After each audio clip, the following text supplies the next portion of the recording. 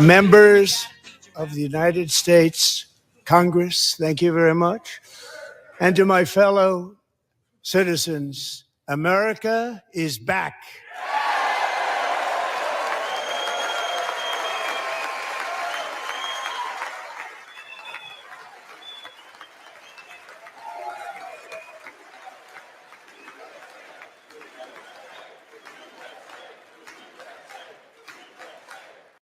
Six weeks ago, I stood beneath the dome of this Capitol and proclaimed the dawn of the golden age of America.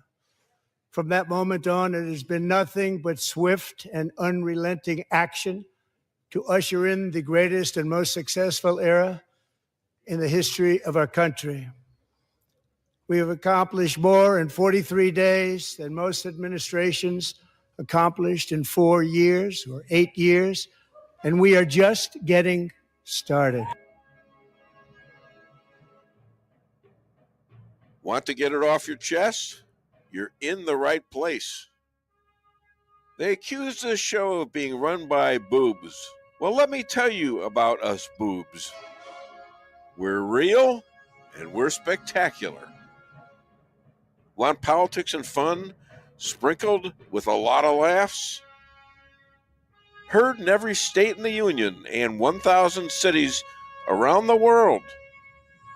We just finished 16 years of broadcast excellence, now in our 17th year. The Dave Weinbaum Show is streaming live all over the world.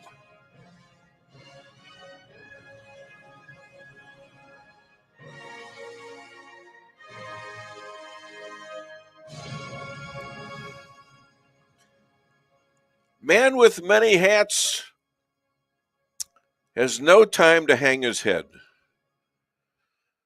Donald Trump graduated from a good boss during his presidential high school term from 2016 to 2020 to a PhD earned in the following 4 years in mastering the most coveted honor in the world, President of the United States of America.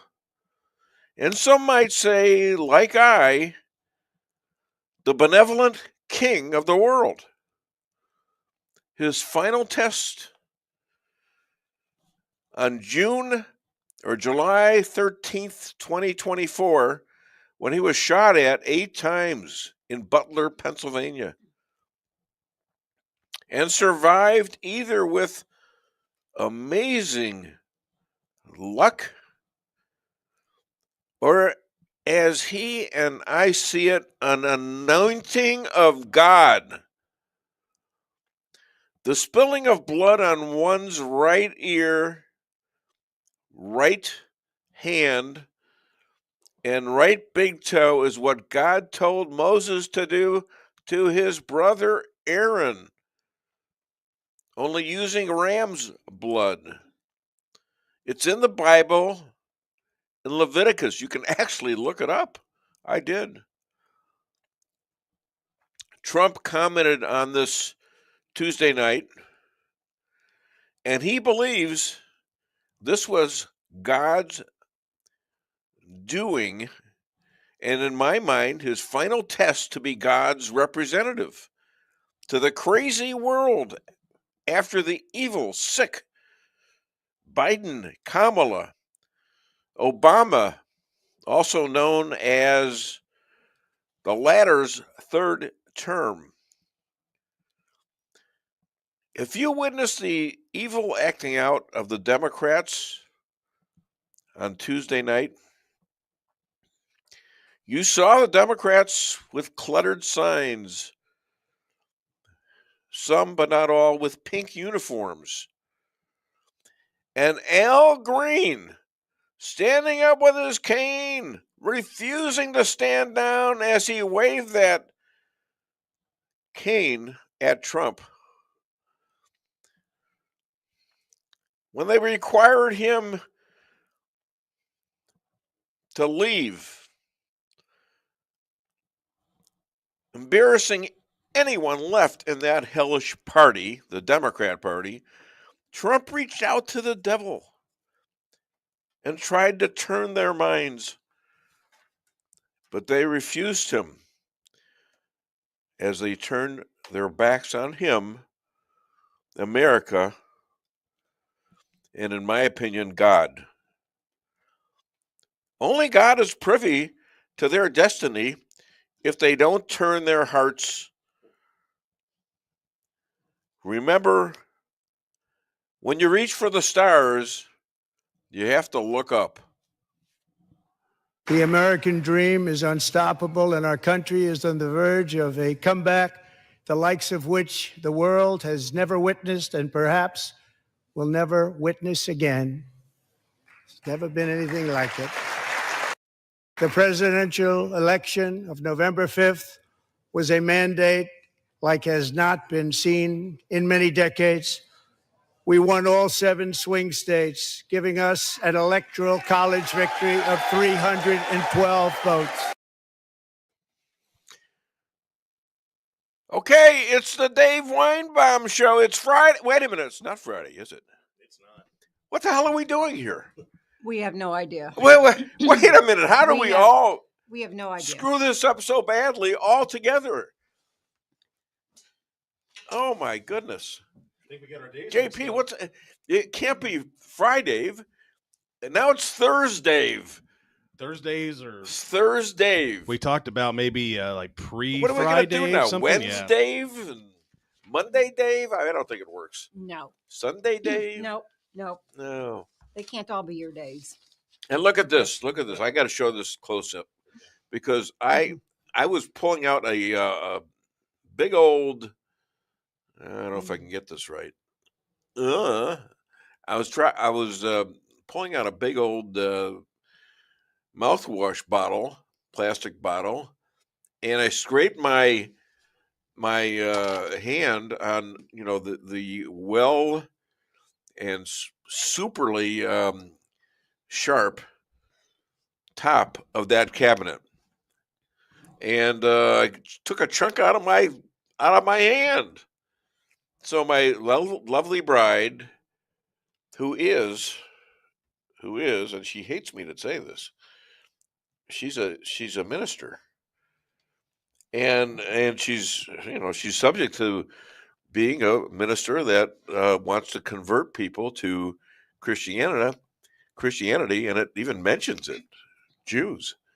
Okay, so I'm wondering if this thing, because I had to get another Band-Aid, it was bleeding again, and my director of operations was in, and she gave me a Band-Aid. So I put it in an appropriate spot, and then now I'm wondering, is my wife going to think now I converted because I have a cross on my hand? It was Ash Wednesday just yesterday. Yeah, I know. Well, that has to go on your forehead, and it's got to be ashes, right? Correct, I think so. Yeah. Okay. I'm just checking. Now it is coming up St. Pat's, right? Well, I got to tell you that last year, instead of like I did last year, instead of putting my "Kiss Me, I'm Irish" badge, I put a "Kiss Me, I'm Jewish" button. I was kissed twice and beat up 14 times. Actually, the year before that, it was 10 times. Things are getting worse for us Jews out there, I'll tell you what. All right. Yeah, it's sad. Very sad. Very sad. We got a great show coming up. We got J.J. Bradshaw going to move into his regular spot today because it's Thursday. And he's coming out on 8:10. We got Moshe Rothchild, Rabbi Moshe, 8:40. We've got Chris Adamo at 9:30. And we got a special deal going for Richard C. Lockwood, and that's going to be all about. That's going to be about Elon Musk a lot. I actually did this interview via Grok 3. I asked questions about that, and I got most of my questions out of Grok about Elon, all his businesses, and all that other stuff. Okay, now somebody's edging to be on, and somebody's sending me messages like crazy. Wow. Okay, we're going to talk first to this gentleman. In fact, I found this now. They're starting to throw away my stuff. I don't like that. I had to dig stuff out of the garbage like this. And that's sort of like sentimental right there, right? I You know left that? I left that out of the trash. I threw the other stuff away. Don't throw it away. I didn't throw that away. I left that out. You left this out. I did. Okay. What happened to this stuff? It was sitting in the trash. I threw that away. This? Yeah.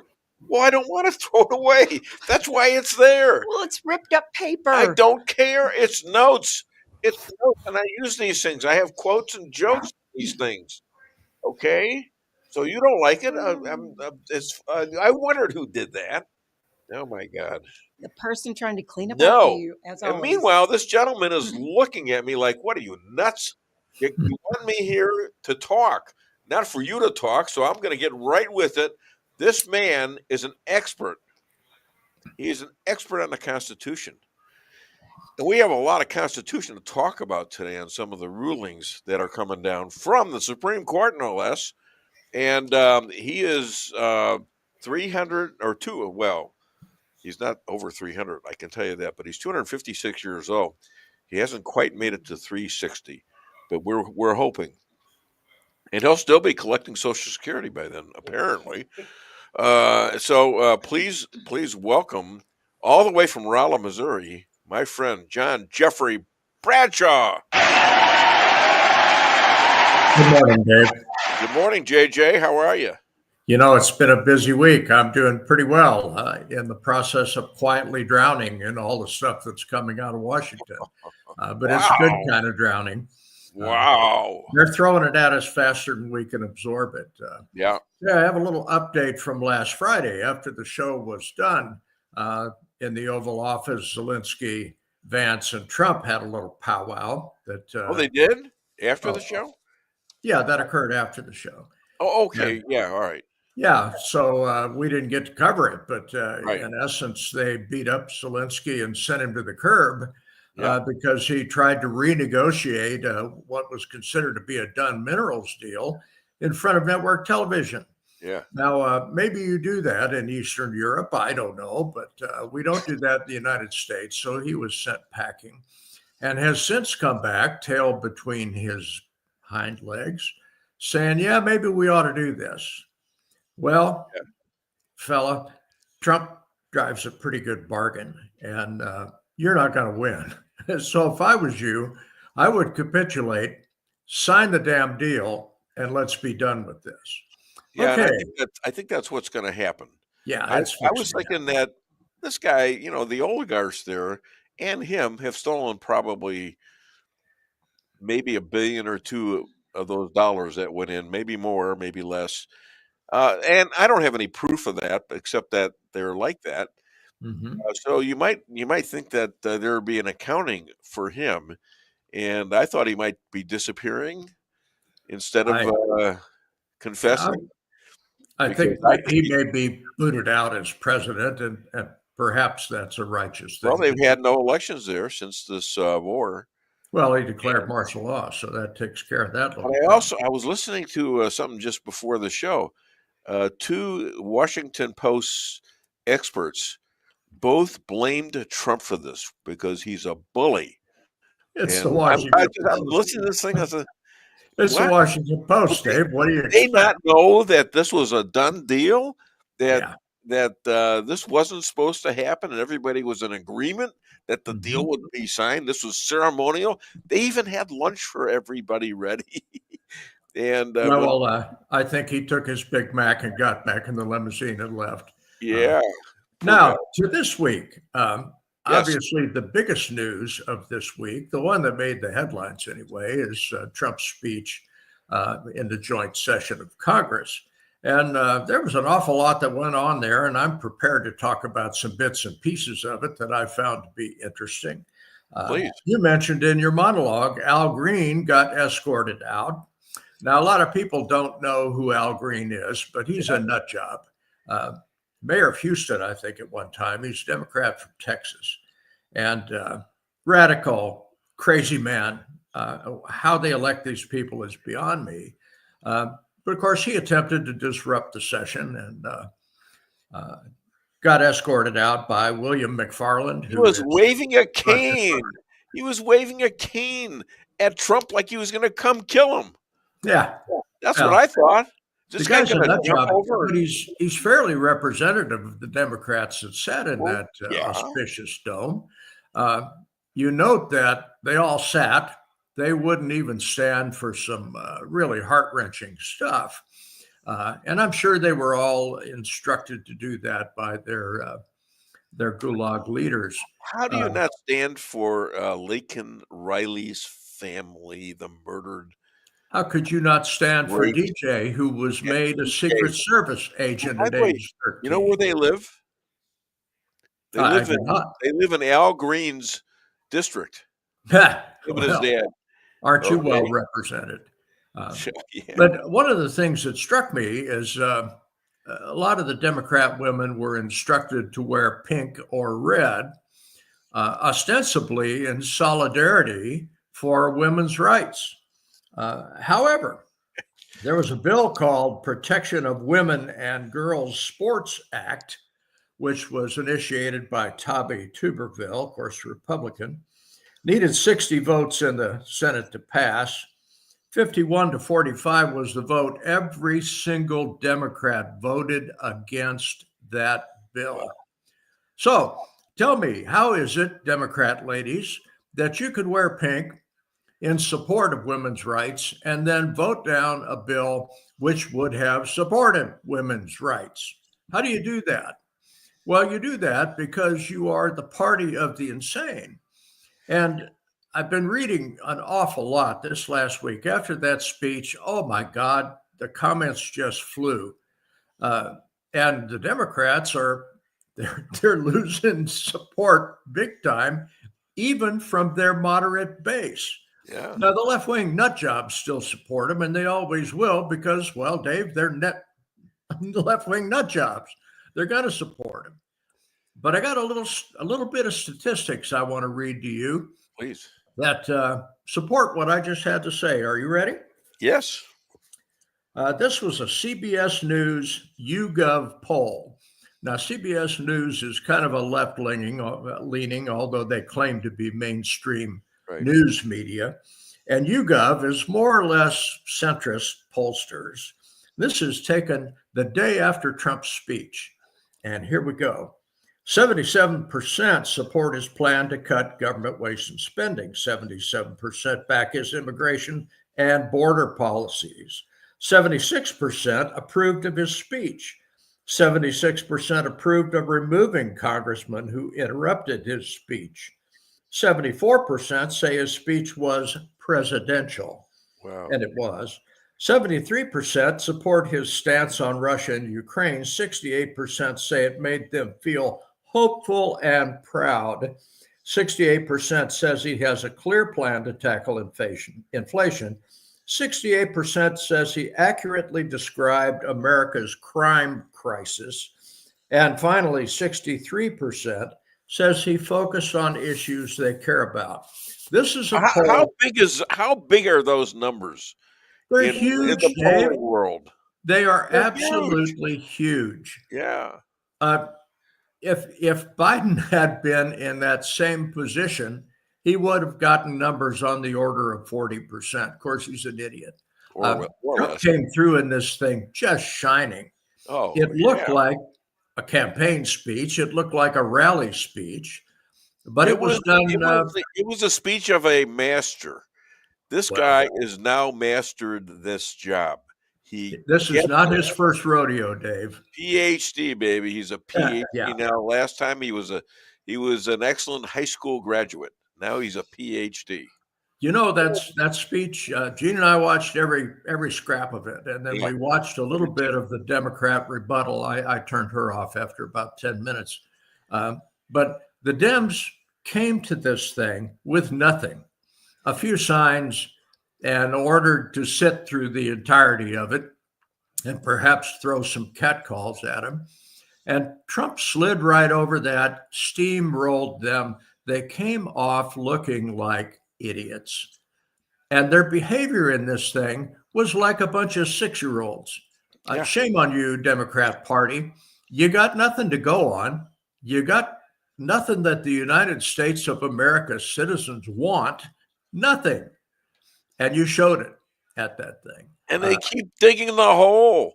You Don't would they, think they though, would have Dave? gotten it by now. It's like getting to be almost 2 months, and you think they'd have a clue as to what's going on. They're The still co-chair, doing it, and they're digging it deeper and deeper and deeper.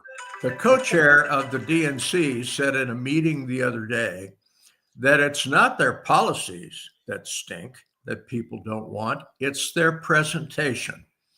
Well, Dave, I can tell you, you can wrap this bit of feces up any way you want. Yeah. And it's their presentation is not going to matter because they have nothing. They have twisted their party up around far left, crazy stuff that the mainstream Americans don't want any part of. Right. Consider DEI, consider white privilege, consider all these things that these people have politicked on for years. Yeah. And the United States of America's citizens have thoroughly and completely rejected that nonsense. Sure.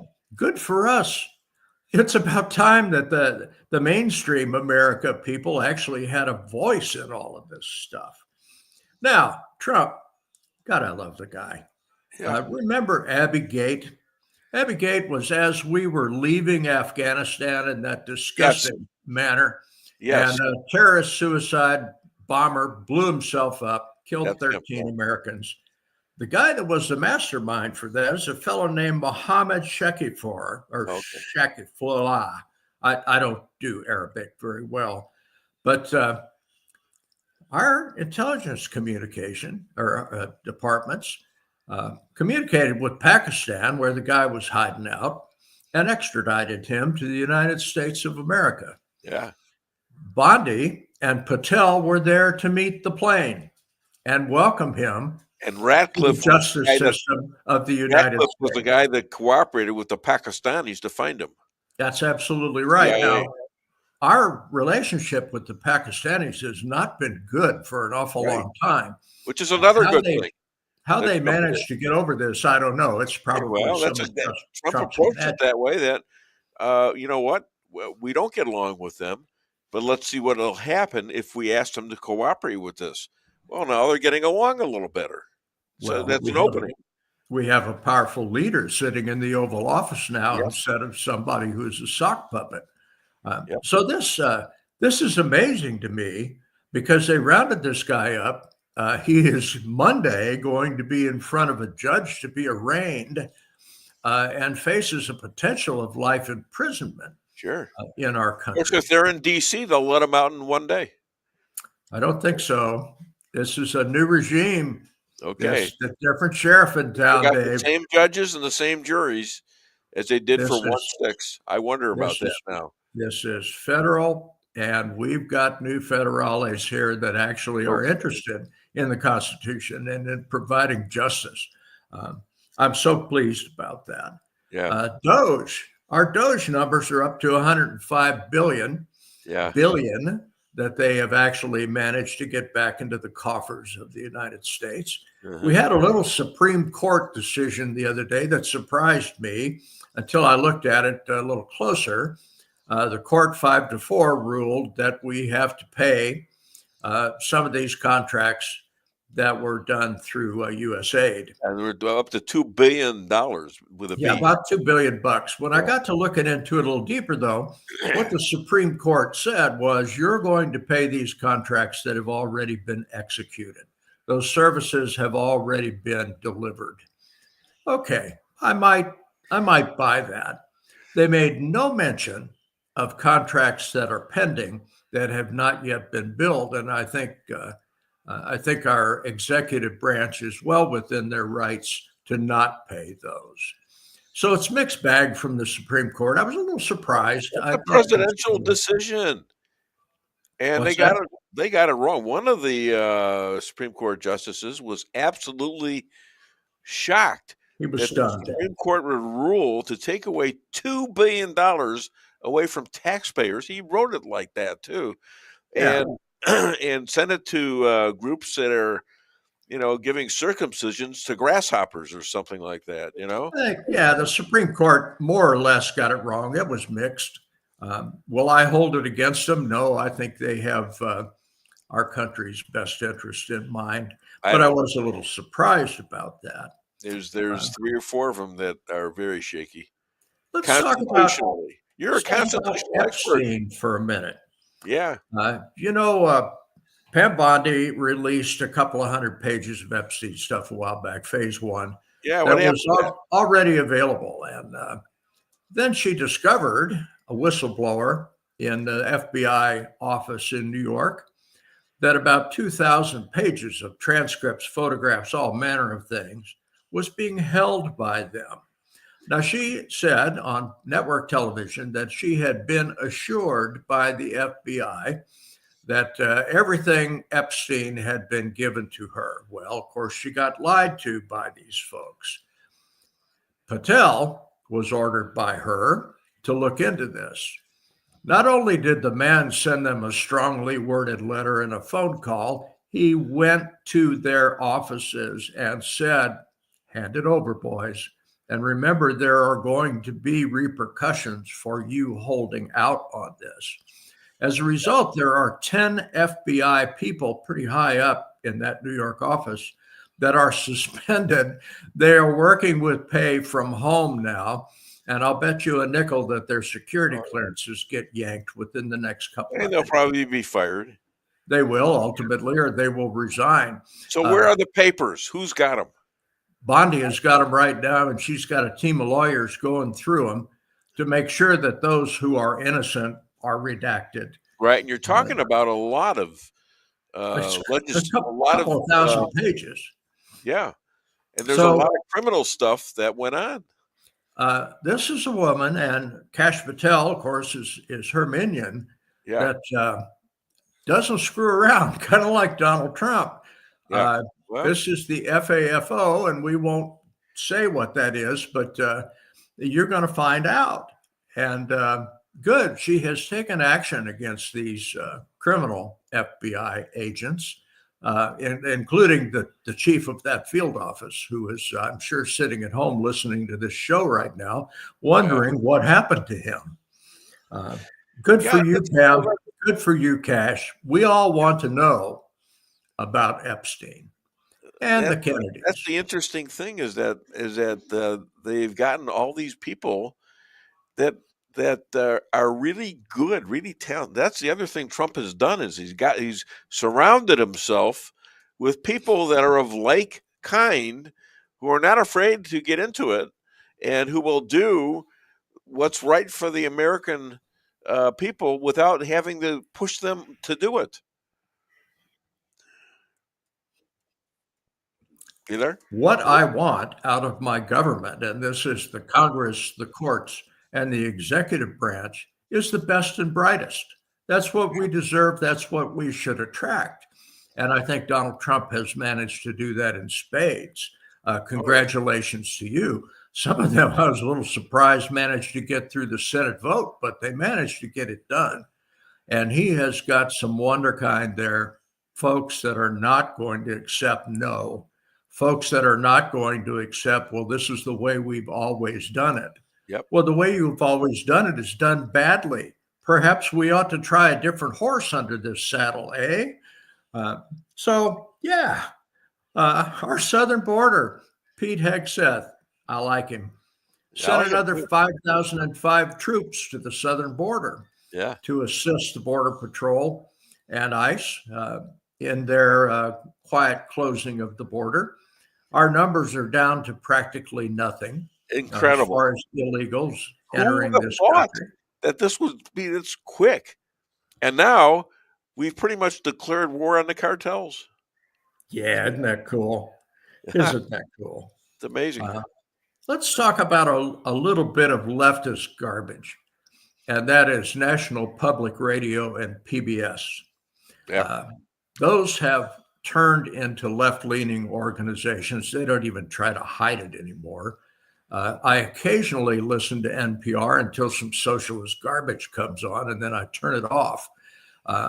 But everybody knows that this is a left-leaning operation, Sure. and it's publicly funded. So Senator John Kennedy, a Republican from Louisiana, has introduced a, quote, no propaganda act to pull the funding, which is about $500 million a year for NPR and PBS. If you folks claim that you are fair and balanced, like Fox News used to say, then how about you fund yourself through donations? They came back and said most of our funding is by donations, in which time he said, fine, how about we pull the federal funding from you and you can survive on donations? Oh my God, they howled. Will they shut down? Yeah. Nah, probably not. Will they swing back towards the middle? Yeah, I think the pressure is very high on them to do just that. Yeah. So good for you, John Kennedy, Republic from Louisiana. I think you're doing a good job there, and you're taking care of a problem that's been a thorn in my side for a good long while. Frankly, I'd listen to blues and rock and roll before I'd listen to their propaganda garbage. Well, I think that goes with you listening to rock and roll above even conservative stuff at times. Well, yeah, you got to have some music. You got to have some music playing in your head. You're a rock and roll kind of guy, you know. Classic rock. Yeah, it was just plain old rock and roll back in the day. That's right. This week has been an amazement to me. Like the past couple of months have been an amazement to me. The stuff is flying at us so fast. And you read this stuff, you listen to this stuff. We're both interested in this stuff. Yeah. And we're quietly drowning in this stuff because Trump deals those cards faster than any of them can read what's on the face of them. But look at me, I'm smiling. Okay. Well, so am I. I wasn't smiling for a long time. We're talking about decades. This is the best kind of problem to have if you're going to have a problem. Yeah. Now, this is Thursday. Yeah. At 6:30 p.m. this Thursday. The Banquet for Life is occurring over at the Haagner Center. Thanks for reminding me. And I highly recommend I'll be there too. I'll bet I'll see you there. Well, I think you're at my table. I think so. This, for folks that might not know, Joe and Jane Dalton run a pretty tight ship over there, and they are saving babies' lives. If you haven't supported this, please support this. This is good stuff, and it's 100% local. You're not sending your money off to New York City. This happens right here. And it's the best pregnancy resource center in the world. Is it really? It's close. I was not aware of that statistic. They're teaching other pregnancy resource centers, how to do it. I mean, they have a house. They have a house for women that decided to keep their babies, as most of all of them do. It's like 99% or something like that. They're effective. And they help them after the baby is born. Mm-hmm. They house them. They find them jobs. They do all sorts of things for them after the baby, and they're like considered family. One of those babies may grow up to be the president of the United States, so do not kill them. Yeah, and here's the thing about Democrats. You love women, right? You're supposed to love women. I do love women. You want to have women presidents and this and that. Half of the babies that are aborted, guess what? They're women. They're baby girls. Yeah. Potential leaders, and you're getting rid of half of them. It's a real conundrum, isn't it? It is. If we look at the history of Planned Parenthood, Margaret Sanger, who founded that thing, was a eugenicist. She wanted to eliminate Black children so to rebalance the population. Sure. If you look at that, and that is Planned Parenthood is Joe and Jane's nemesis, and rightfully so. I think PRC is winning that battle, one baby at a time, but I'm willing to go with that. That's all right with me. Yeah. So I hope to see them this evening. I will see you this evening. This should be an uplifting affair. I got to go home and take a nap. Well, I may have to as well. Yeah. A lot going on today, Dave. I'm afraid the politics is flying fast. You got it. All right, And listen, buddy. I I'll got to be get going. I smiling. got the rabbi coming. I got to run some commercials. Roger And, that. thank you so much. The opening act, actually, for the Dave Weinbaum Show, John Jeffrey Bradshaw. Let's hear it for him. Yeah, it's been my pleasure. Thank you, my Dave. friend. I'll see you later tonight. See you soon. All right, bye-bye. Hey, we need to do commercials, please, JP. Your home is your castle. You don't need unwanted hassle. Don't let those creatures move in to stay. Let us protect your investments. That's what we're all about. Plank Termite and Pest Control will save the day. Plank is locally owned and family operated right here in Rolla, a Google preferred business. Our customer service and your satisfaction is our number one goal. So call Plank today at 368-3333. Plank Termite and Pest Control will save the day. Honey, what are you doing? What does it look like I'm doing? It looks like you're filling up a swimming pool. Yep, I'm filling up a swimming pool. In our living room? How else am I going to watch the game and stay cool? If your AC is on the fritz, call Hartley's Climate Control. Hartley's is the area's best in HVAC repairs, installs, and maintenance. Knowledgeable, honest, and dependable. Serving Rolla and the surrounding areas for commercial or residential needs. Hartley's Climate Control. Community born, community raised, community serving. Call Hartley's Climate Control today at 573-368-3163.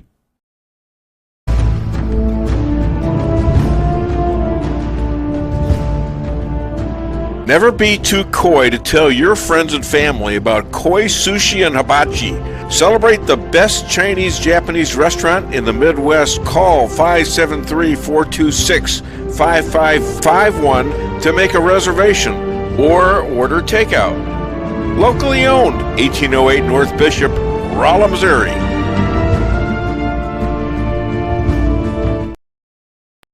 We can sum up McDonald's new crispy chicken sandwich in one word. Crispy, but also juicy and tender. Okay, it's crispy, juicy, tender, all one word.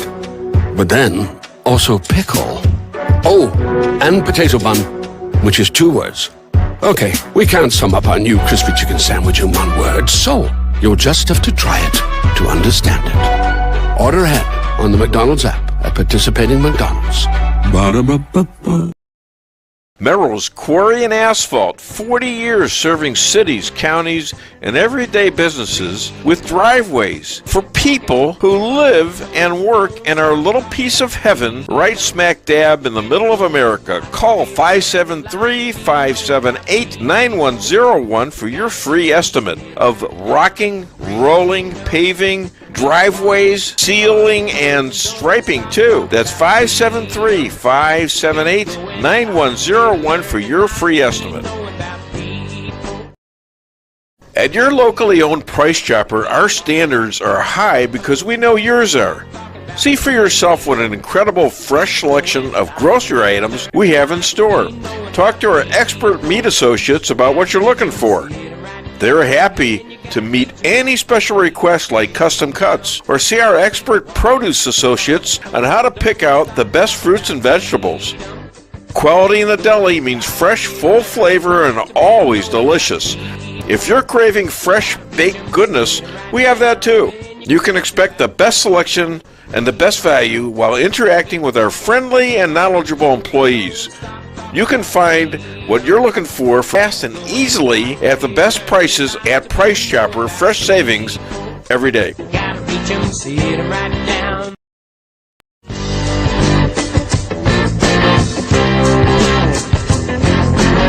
A-Car Real Estate, where experience matters. 532 million sold since 2003, the number one sales volume in Phelps County. As a client for decades, I can say they are the best in mid-Missouri. Call 573-368-7355. That's 573-368-7355 for the best real estate experience you'll ever have. Gotta reach 'em, see it right now.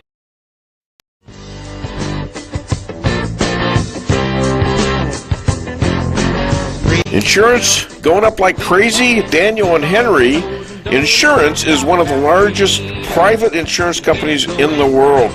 Richard Boyette, 314-444-5011. He's my guy at Daniel and Henry for 10 years.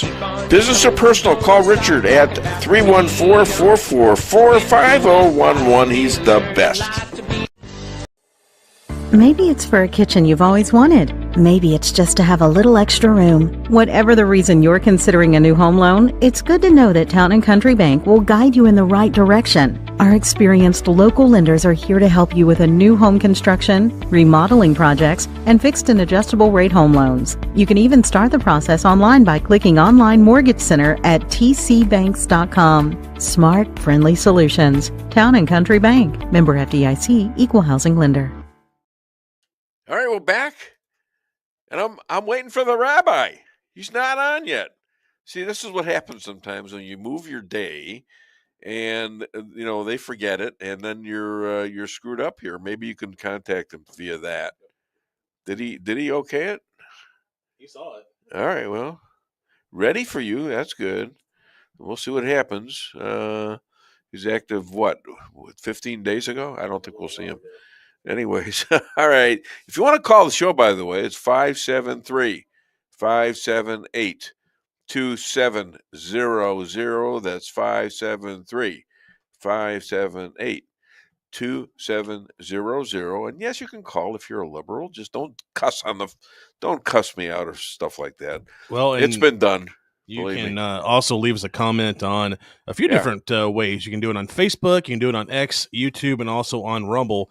Did want to make sure and let everybody know, apologize for the technical issues that we had. It was during last week's show. It was a pretty significant issue. Luckily, we were able to get the issue fixed, and that's why everything is working smooth this week. So thanks to our local show or to the local music store, Mets Music, for making the repairs that we needed. So.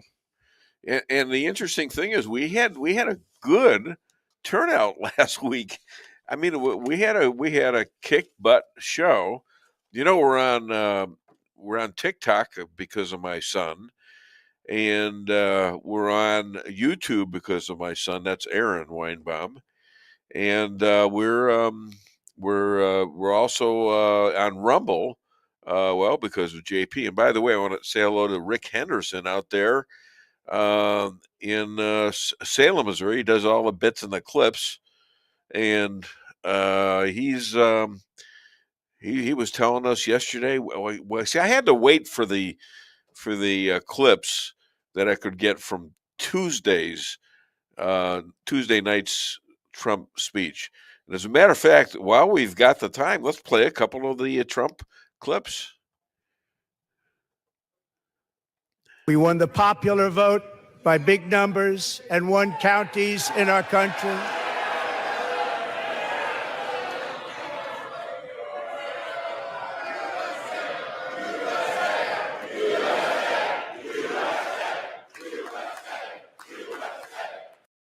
And won counties in our country, 2,700 to 525. On a map that reads almost completely red for Republican.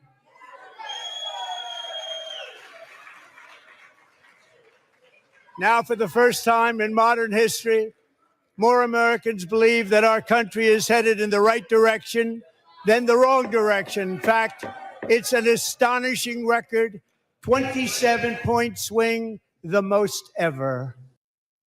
Likewise, small business optimism saw its single largest one-month gain ever recorded. Mr. President. A 41-point jump.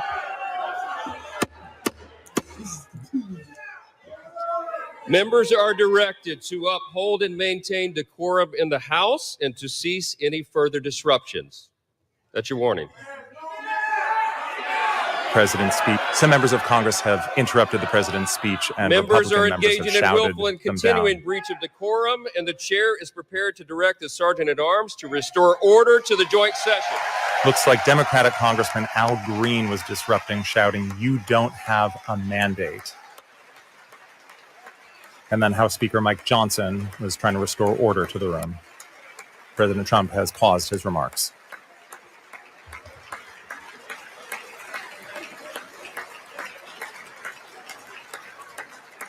Mr. Green, take your seat. Take your seat, sir. Take your seat.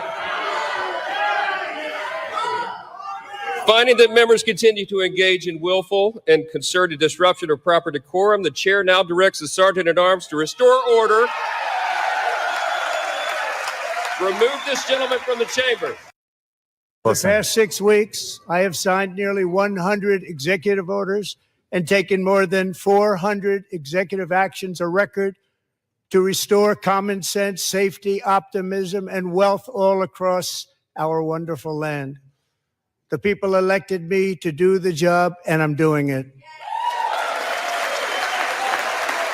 In fact, it has been stated by many that the first month of our presidency, it's our presidency, is the most successful in the history of our nation. By many.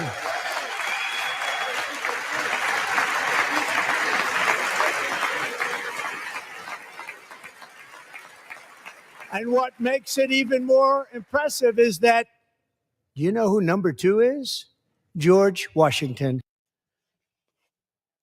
All right, we're back. And we're not, the rabbi's probably not going to be there. He's probably got the days mixed up. I don't think I screwed it up, but, and I'm not going to, act like I'm a jerk or anything like that, which I can be, I can be a little jerky, but, he's a great guy and he's been on this show for 15 years, just about. Yeah, 15, 16 years.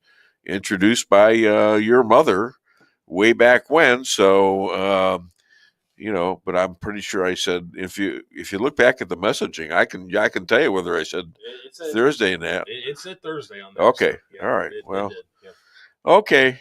People, we all get in the habits. Let's just say Thursday. I said in a midway. Yes, I did say it. Okay. That's no big deal. The problem with him is he doesn't really have a good phone number to call. No. Why don't you send him a message on his page in Facebook? I can do that. Yeah, why don't you do that and see if maybe that'll catch his eye.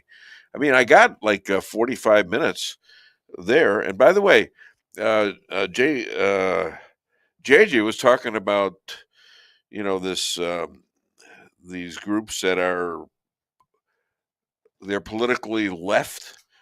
Well, NPR is who I got the Trump speech from. All right. That was a Trump speech from and they got it. And I figured, okay, what the hell? It seemed like they were doing a good job. So, things like that can be, and I'm wearing a Trump hat, as you can see. So, which, by the way, I think the lighting is bad for me to be wearing glasses and a hat and all this black stuff on. So I'm going to take this off. We'll do a little strip tease for you. Hold on. Is there any music out there for that? Nobody's here right now. They've all abandoned me. So I'm going to take off my headset real quick and do one of these jobs. Oh my God. I hope there were no children watching that. That would have been horrible. That would have been just horrible. And they have all abandoned me now. And so I don't know what to do. So did you call him? Yep. And? He didn't catch Thursday, so he's going to jump on here in a second. Okay, so jump on. That's a big jump from Israel. Yep. Tell you what, that's good. All right, well, so the rabbi will be on. Andrea Shrum, good morning. I had forgotten you were on today. Glad I found you. I'm glad you found me too. I like to be found, and apparently somebody else has found me too. So let me read his intro. And I'm not mad or anything. He just made a little mistake. Maybe I'll stay a few minutes longer because it's not the Sabbath, is it? Wartime rabbi takes dollars from you that you send him and uses it to house IDF widows and their children. He is the second most powerful in Israel, and in his own home, according to his wife Yonit. Please welcome all the way from Israel, Rabbi Moshe Rothchild. So, What happened? Well, what's with the Thursday? Well, what difference does it make? I said it with a big, huge, all capped letter to you Thursday. That's what you signed on to. I just gave you a big thumbs up. I don't even look. I just figured. Well, today you're giving me the fingers. What you're doing? Yeah, give you 2 fingers. Those aren't fingers; they're thumbs. Are they officially fingers, or they're thumbs? Most say no, that they're thumbs. And thumbs. Your right thumb is what you get anointed with blood, isn't it? Your right thumb, your right earlobe. Is that right? Yeah. And your right big toe. That's right. So you want to use God's tool. He uses to anoint people. Someday you might get anointed. Just think about it. Yeah. Trump's anointed by a bullet. Yeah. I could be chief rabbi of Rolla, Missouri. You can be chief of the world. That's what Trump is, I believe, and that's what he believes now. Yeah. He's like the king of the world almost. All right. Speaking of that, he tells Hamas to release the hostages now, or Israel will destroy you. Now, does that sound a little bit like he's representing more than just the United States to you? Yeah, the honest truth is that it's starting to, people aren't trusting, certainly not Netanyahu, who keeps saying the same thing. We're going to open the gates of hell, but we're still waiting for it to open, and Netanyahu keeps saying it over and over and over.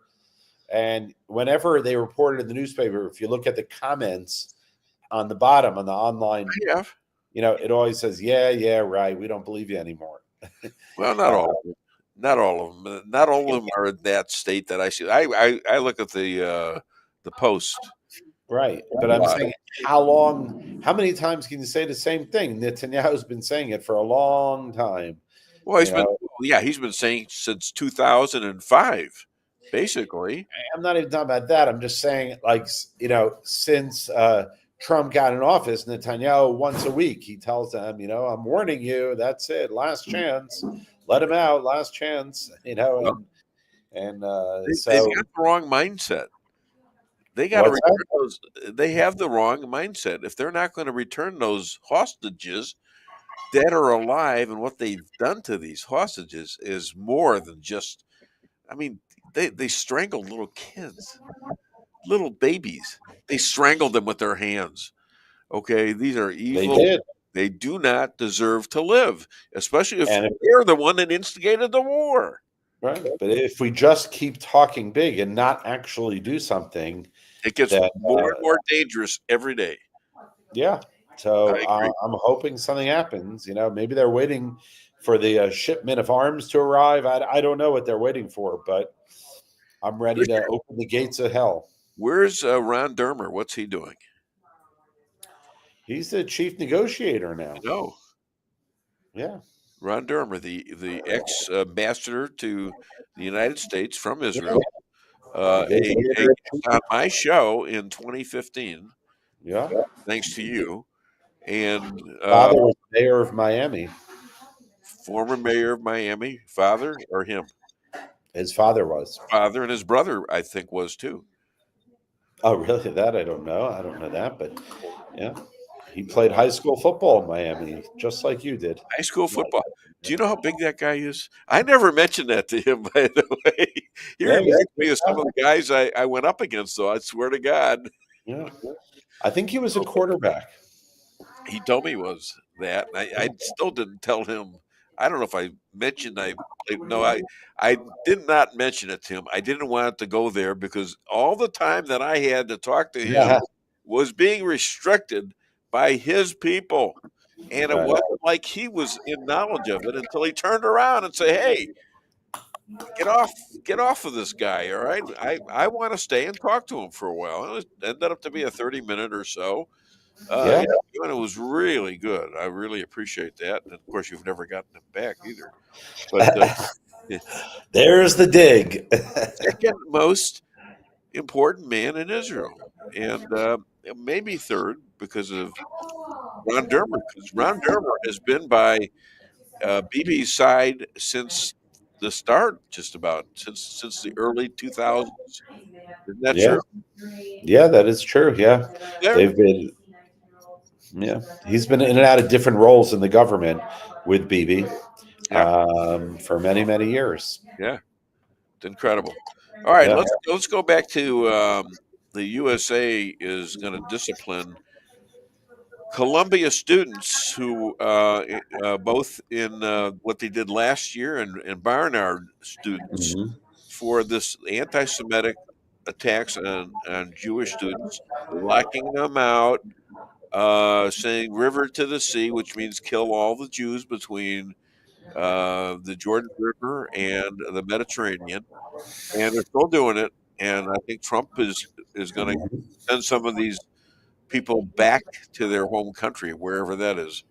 Yeah, it's good to see someone speaking with moral authority, moral clarity that we did not have in the previous administration. You know, all the equivocations, free speech, this, that, the other thing. This is not an issue of free speech. This is hate speech. This is inflammatory speech. This is speech that could lead to serious violence, and it needs to be stopped in the most aggressive way. And the people leading these, if they are not U.S. citizens, need to be deported. Their visas need to be revoked. And this is something the previous administration did not do. And it's so refreshing. You know, I'm a dual citizen. I'm an American citizen. As an American, it's so refreshing to hear the president speak with such clarity. And we're looking forward to him following through on his threat. You know, he ordered his they have a committee to investigate these universities. If they're not doing enough, they're going to lose billions of dollars of federal funds, which they should. And so that's the track they're going down. We're very excited. Here's what Trump is doing, and I think this is a good idea to throw in, and I've been throwing this idea at you for a long time. Yeah. When you capture a and put a American as hostage, Trump's point is, I will send people to come get you, and I'll send them anywhere. He'll send them to Mexico. He's going to do it right now. He's going to send people to Mexico because of the mainly because of the drug problem. Fentanyl, is that it? Fentanyl. Yeah. And he's going to send troops there if need be, and he'll put them on the ground in Mexico. My point to you is that these people who are sometimes killing Jews in other countries, they deserve a little visit. I don't care what their government says; they deserve a little visit. With the help of the United States, I'm pretty sure the United States would be jiggy with this because it would prevent wars. It would prevent all this anti-Semitism throughout the world. They kill somebody or harm them or attack a synagogue, they need to go. What do you think? Yeah. I mean, look, I think that things like that do happen. They're just not out in the public eye. But, like, for example, after the Munich massacre in the Olympics, Israel hunted down every single one of those terrorists, and they were not on our territory here in Israel. They were wherever. They were spread around the world. And Israel's policy is that we will hunt you down and we will find you. We don't care how long it takes, but you better listen to every crinkling of the leaves behind you, and every door that slams could be us coming. They should be under the terror that they have subjected Jews to all over the world. All right. So wherever you're at, in Australia, if you're in the United States, if you're in Netherlands, you're in Russia. If you're somewhere where you're hurting Jews, you deserve to be dealt with. Yeah. All right. I couldn't agree more. Now let's talk about a little bit of well, it's more than a little bit. The head of Shin Bet Security blamed the Netanyahu policy on Temple Mount, Palestinian prisoners treatment, judicial overhaul as significant motivators for Hamas to invade. What the hell is that? Yeah, well, I'll tell you what it is. It comes from when the country is disunified, and the truth is, I would say it had to do with the judicial overhaul, but it had to do with the protests from the left trying to tear down our government that caused our enemies to see weakness.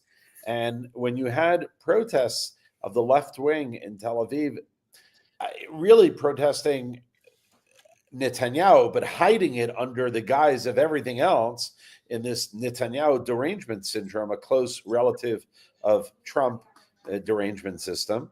And this disunity is what led the terrorists to say this is an opportune time. There's no question about it. Yeah. Israel looked extremely divided, and those cracks, they saw it as an opportunity. Tricia Odin Maxwell, good to see you, Rabbi. Good to see you too. Now, this guy's name, who's in charge of Shin Bet, which is that is an agency for what? It's like it's like our CIA, our, FBI. The Shin Bet operates on here, and Mossad is overseas. Ronan Barr, and it sounds to me like he's using this as an excuse for not contacting leadership about the invasion that he obviously knew about. Right. So, first of all, it looks like he's going to be gone pretty soon. Gone. You ought to be set up to be you ought to be indicted.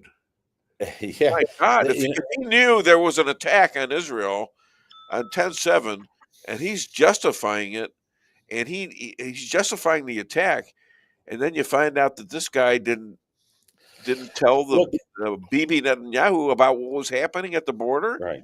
Yeah, he should be in jail. There's a lot.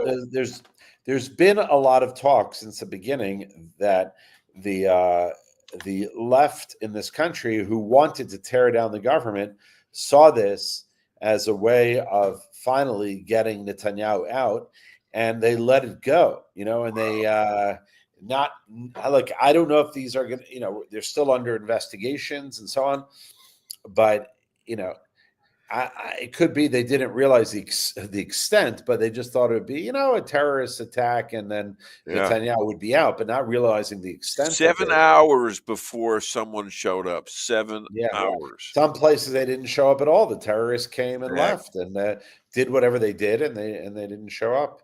No, that doesn't blame Israel. It blames some of the people who were supposed to be watching.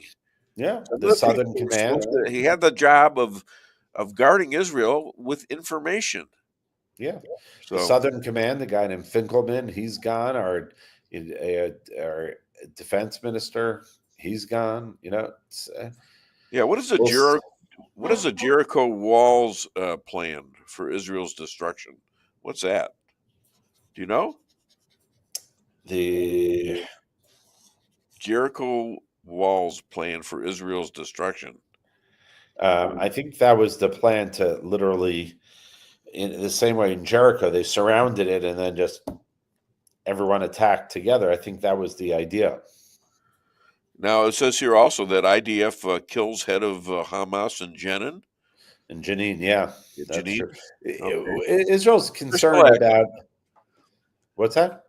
They're still active, and quite frankly, they're going to be back to war here very soon. I think. Look, what's Hamas going to do? Are they smart enough to know that Israel's actually going to do something, or do they not believe what they hear? Look, you mentioned Jenin. Let me just comment on that, because there's the fronts everyone's aware of is Hamas in Gaza, Hezbollah in Lebanon, but there's another front, and that is Judea and Samaria, or what the world calls the West Bank. And Israel's very concerned that doesn't become, another flashpoint.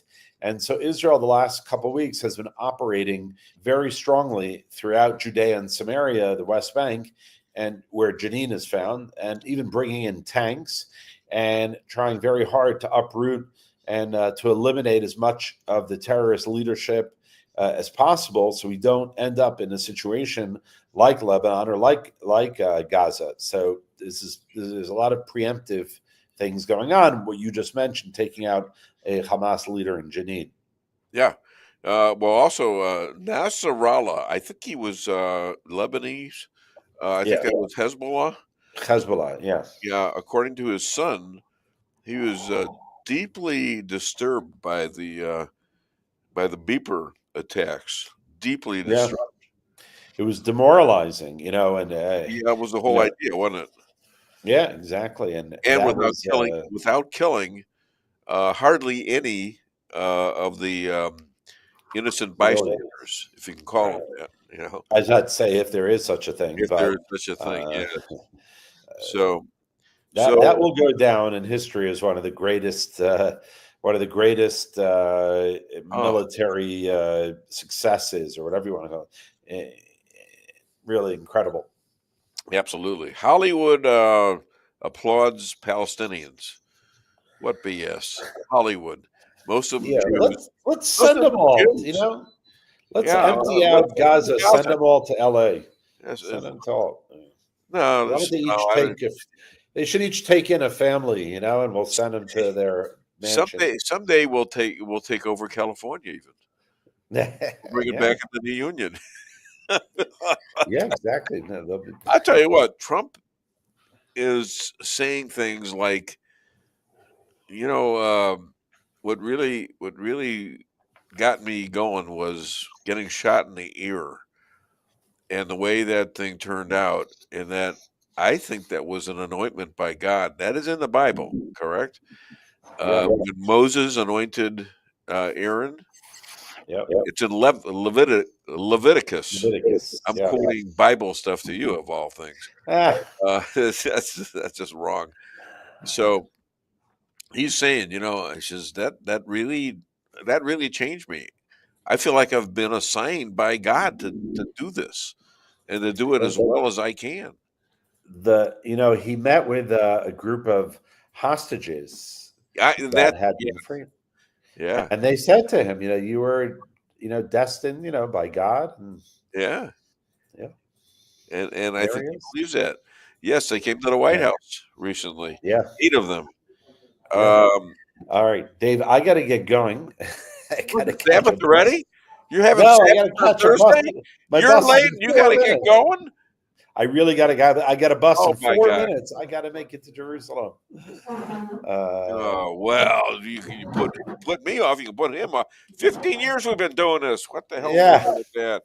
Okay, so other than Dave Weinbaum Show, where can people find and contribute you? They can go to our website, IsraelAlliance.org, or Facebook.com/Israel Alliance.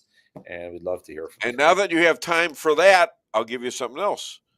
We trained our colleague to sell Rolexes. Yeah, he was our watchdog.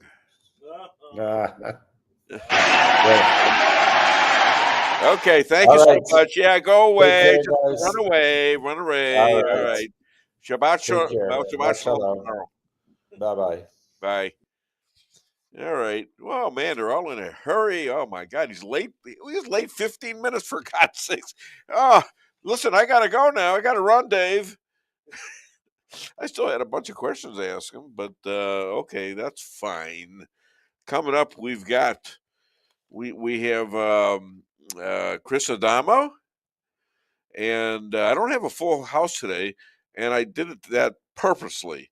And that the last interview I'm going to do today, I was given help to write the questions. It's going to be a lot about Elon Musk and his space ventures, and a guy who ties into that perfectly is Richard C. Lockwood. And if you've heard him on the show, this guy knows a lot about aliens, space aliens, and also the fact that his great grandfather wrote the books about Baron Trump. I mean, this is in the 1890s. He wrote these books. Baron Trump and his dog Bulger, which stood for Battle of the Bulge. All right, saying that Patton was a time traveler. and I don't know for a fact, but I'm pretty sure the guy's name was Nikola Tesla. Gee, does that ring a bell somewhere? Tesla? Okay, here's a guy that might have invented it. He's the guy that is referred to, we think, or maybe it was John. It was John Trump, who was a professor at MIT, who also looked into Tesla stuff, and they think that in the film, what is it now? The film about time. Oh, Back to the Future. Back to the Future, where they have a sign that says 9/11, not a sign, but a 9, and then two of these strips that they were running the car over, like tire marks, saying 9/11, predicting 9/11, which happened 2001. Okay. And they're thinking that Trump had something to do with that. Well, the guy is named Doc in the name of John Trump. That's what he's saying, and that's going to be a great interview. I'll tell you what, let's do more commercials because we got to kind of make up for last week because we missed it, and we'll come back with a lot of good stuff, and then Chris, Adamo, and our Richard C. Lockwood. Hit it. Your home is your castle, you don't need unwanted hassle. Don't let those creatures move in to stay. Let us protect your investments, that's what we're all about. Plank Termite and Pest Control will save the day. Plank is locally owned and family operated right here in Rolla, a Google preferred business. Our customer service and your satisfaction is our #1 goal. So call Plank today at 368-3333. Plank Termite and Pest Control will save the day.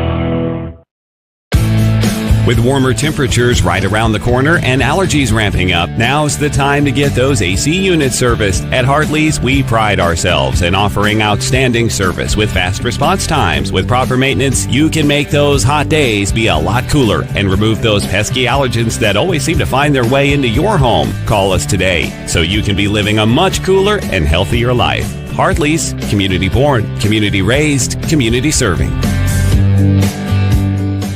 Call Hartley's Climate Control today at 573-368-3163.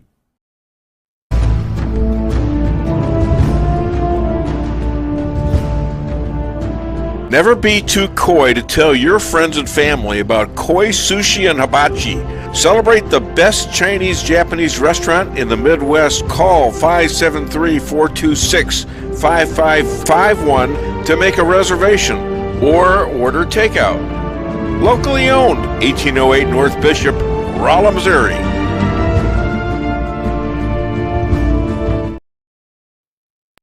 We can sum up McDonald's new crispy chicken sandwich in one word. Crispy. But also juicy and tender. Okay, it's crispy, juicy, tender. All one word? But then, also pickle. Oh, and potato bun, which is 2 words. Okay, we can't sum up our new crispy chicken sandwich in one word, so you'll just have to try it to understand it. Order ahead on the McDonald's app at participating McDonald's. Ba-da-ba-ba-ba. Merrill's Quarry and Asphalt, 40 years serving cities, counties, and everyday businesses with driveways for people who live and work in our little piece of heaven right smack dab in the middle of America. Call 573-578-9101 for your free estimate of rocking, rolling, paving, driveways, sealing, and striping too. That's 573-578-9101 for your free estimate. Your home is your castle, you don't need unwanted hassle. Don't let those creatures move in to stay. Let us protect protect your investments. That's what we're all about. Plank Termite and Pest Control will save the day. Plank is locally owned and family operated right here in Rolla, a Google preferred business. Our customer service and your satisfaction is our number one goal. So call Plank today at 368-3333. Plank Termite and Pest Control will save the day. Busy schedule? Let your locally owned Price Chopper help you save time with online shopping. It's easy. Sign up to tcmarkets.com or download our mobile app in the App Store or Google Play. Create an account and browse through the categories and choose the items you need. When you place your order, your personal shopper will get all of the items you've selected, taking the same care you would and following your notes. We offer free curbside pickup, so you don't even have to get out of your car. Start your online order today and no online shopping fee for a limited time. Go to tcmarkets.com or download our mobile app to get started. Price Chopper. Fresher savings every day.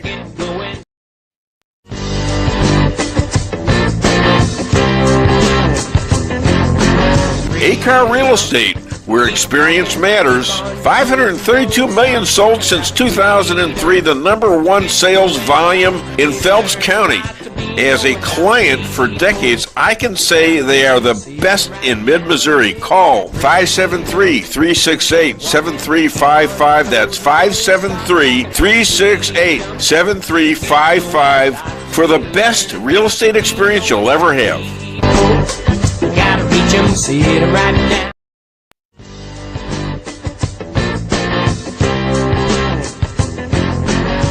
Insurance going up like crazy? Daniel and Henry Insurance is one of the largest private insurance companies in the world. Richard Boyette, 314-444-5011. He's my guy at Daniel and Henry for 10 years. Business or personal, call Richard at 314-444-5011. He's the best. At Town & Country Bank, we've got all the perks of a national bank, like online banking, quick loan approval, and you can deposit your check from your phone. But that's not why our customers love us. They love us because we still offer hometown customer service. Stop by one of our 2 Rolla locations and let our friendly team remind you how special hometown banking can be. We're locally owned and will take the time to understand your needs. Smart, friendly solutions. Town & Country Bank. Member FDIC, Equal Housing Lender. Did you ever try to tell somebody they have a little bit of dirt on their face? You can never get them to rub the right spot, can you? Say, you got a little bit of dirt right here. They always go, where, here? And you just want to slap the bastard. He was called in by his editor and told of a fire that was raging in Palos Verdes. That's a hilly area in the southern part of Los Angeles County. And the photographer's assignment was to rush down to a small local airport, board a waiting plane, go out and get some pictures of the fire and be back in time for the afternoon edition. Well, he raced down the freeway, broke all the traffic laws, got to the airport, drove his car to the end of the runway, and sure enough, there was a plane revving up its engines, ready to go. He jumped in the plane shouting, "Let's go," and they were off. At about 5,000 feet, he began getting his camera out of the bag, told the fellow flying the plane to get him over the fire so he could get his pictures and get back to the paper. And from the other side of the cockpit, there was a deafening silence. And then he heard those words he will always remember. "Aren't you the instructor?"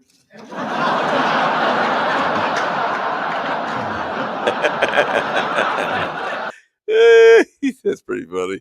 And the thing I'm talking about is my wife made me a wonderful bagel and lox sandwich with a lot of poppy seeds and so good, onions and tomatoes and cream cheese and toasted bagel. And she does that Friday. Today did it Thursday. And so she said, you got something on your face there. And I says, "Where? Here?" I said, "We got to do Carlin." Isn't that right? Yes, that's exactly exactly what happened. Right. Thank you, honey. Exactly. Did I get it away? Was it here? Or was it there? It was there, okay, but I got rid of it, right? Yes. As you'd call it, schmutz. You wouldn't call it that because You you're did not a Jewish. very good job. We'd call it. You got schmutz on your face. What's the matter with you? Yeah, that always goes with it too. What's the matter with you? All right, so let's see what else is happening, and we got about a couple minutes. What do you know from funny, you bastard? Who are you calling a bastard? I don't know who you're calling a bastard. That's just wrong. He calls everybody a bastard. Bastard. That's Eddie Murphy in Something to America. Coming to America. That's a really good movie. So Zelensky is going to. I think he's going to actually sign the deal, and these writers from the Washington Post, not the Times, the Washington Post, were just ravishing Trump, blaming him for pounding on Zelensky when that was a done deal. It was actually a done deal. He lied. He said we're going to have a celebration. He agreed to it before the meeting in the White House. And a couple stories were out saying after this that Zelensky went to some Democrats and they told him, don't sign the deal. Whatever you do, don't sign the deal. All right. For some reason, the Democrats are vested in this fight to where about $350 billion has been spent by U.S. taxpayers for this, which is not doing a good job for our economy, let me tell you. And it's something that Trump says, we got to end this. This is ridiculous. People are getting killed all over the place.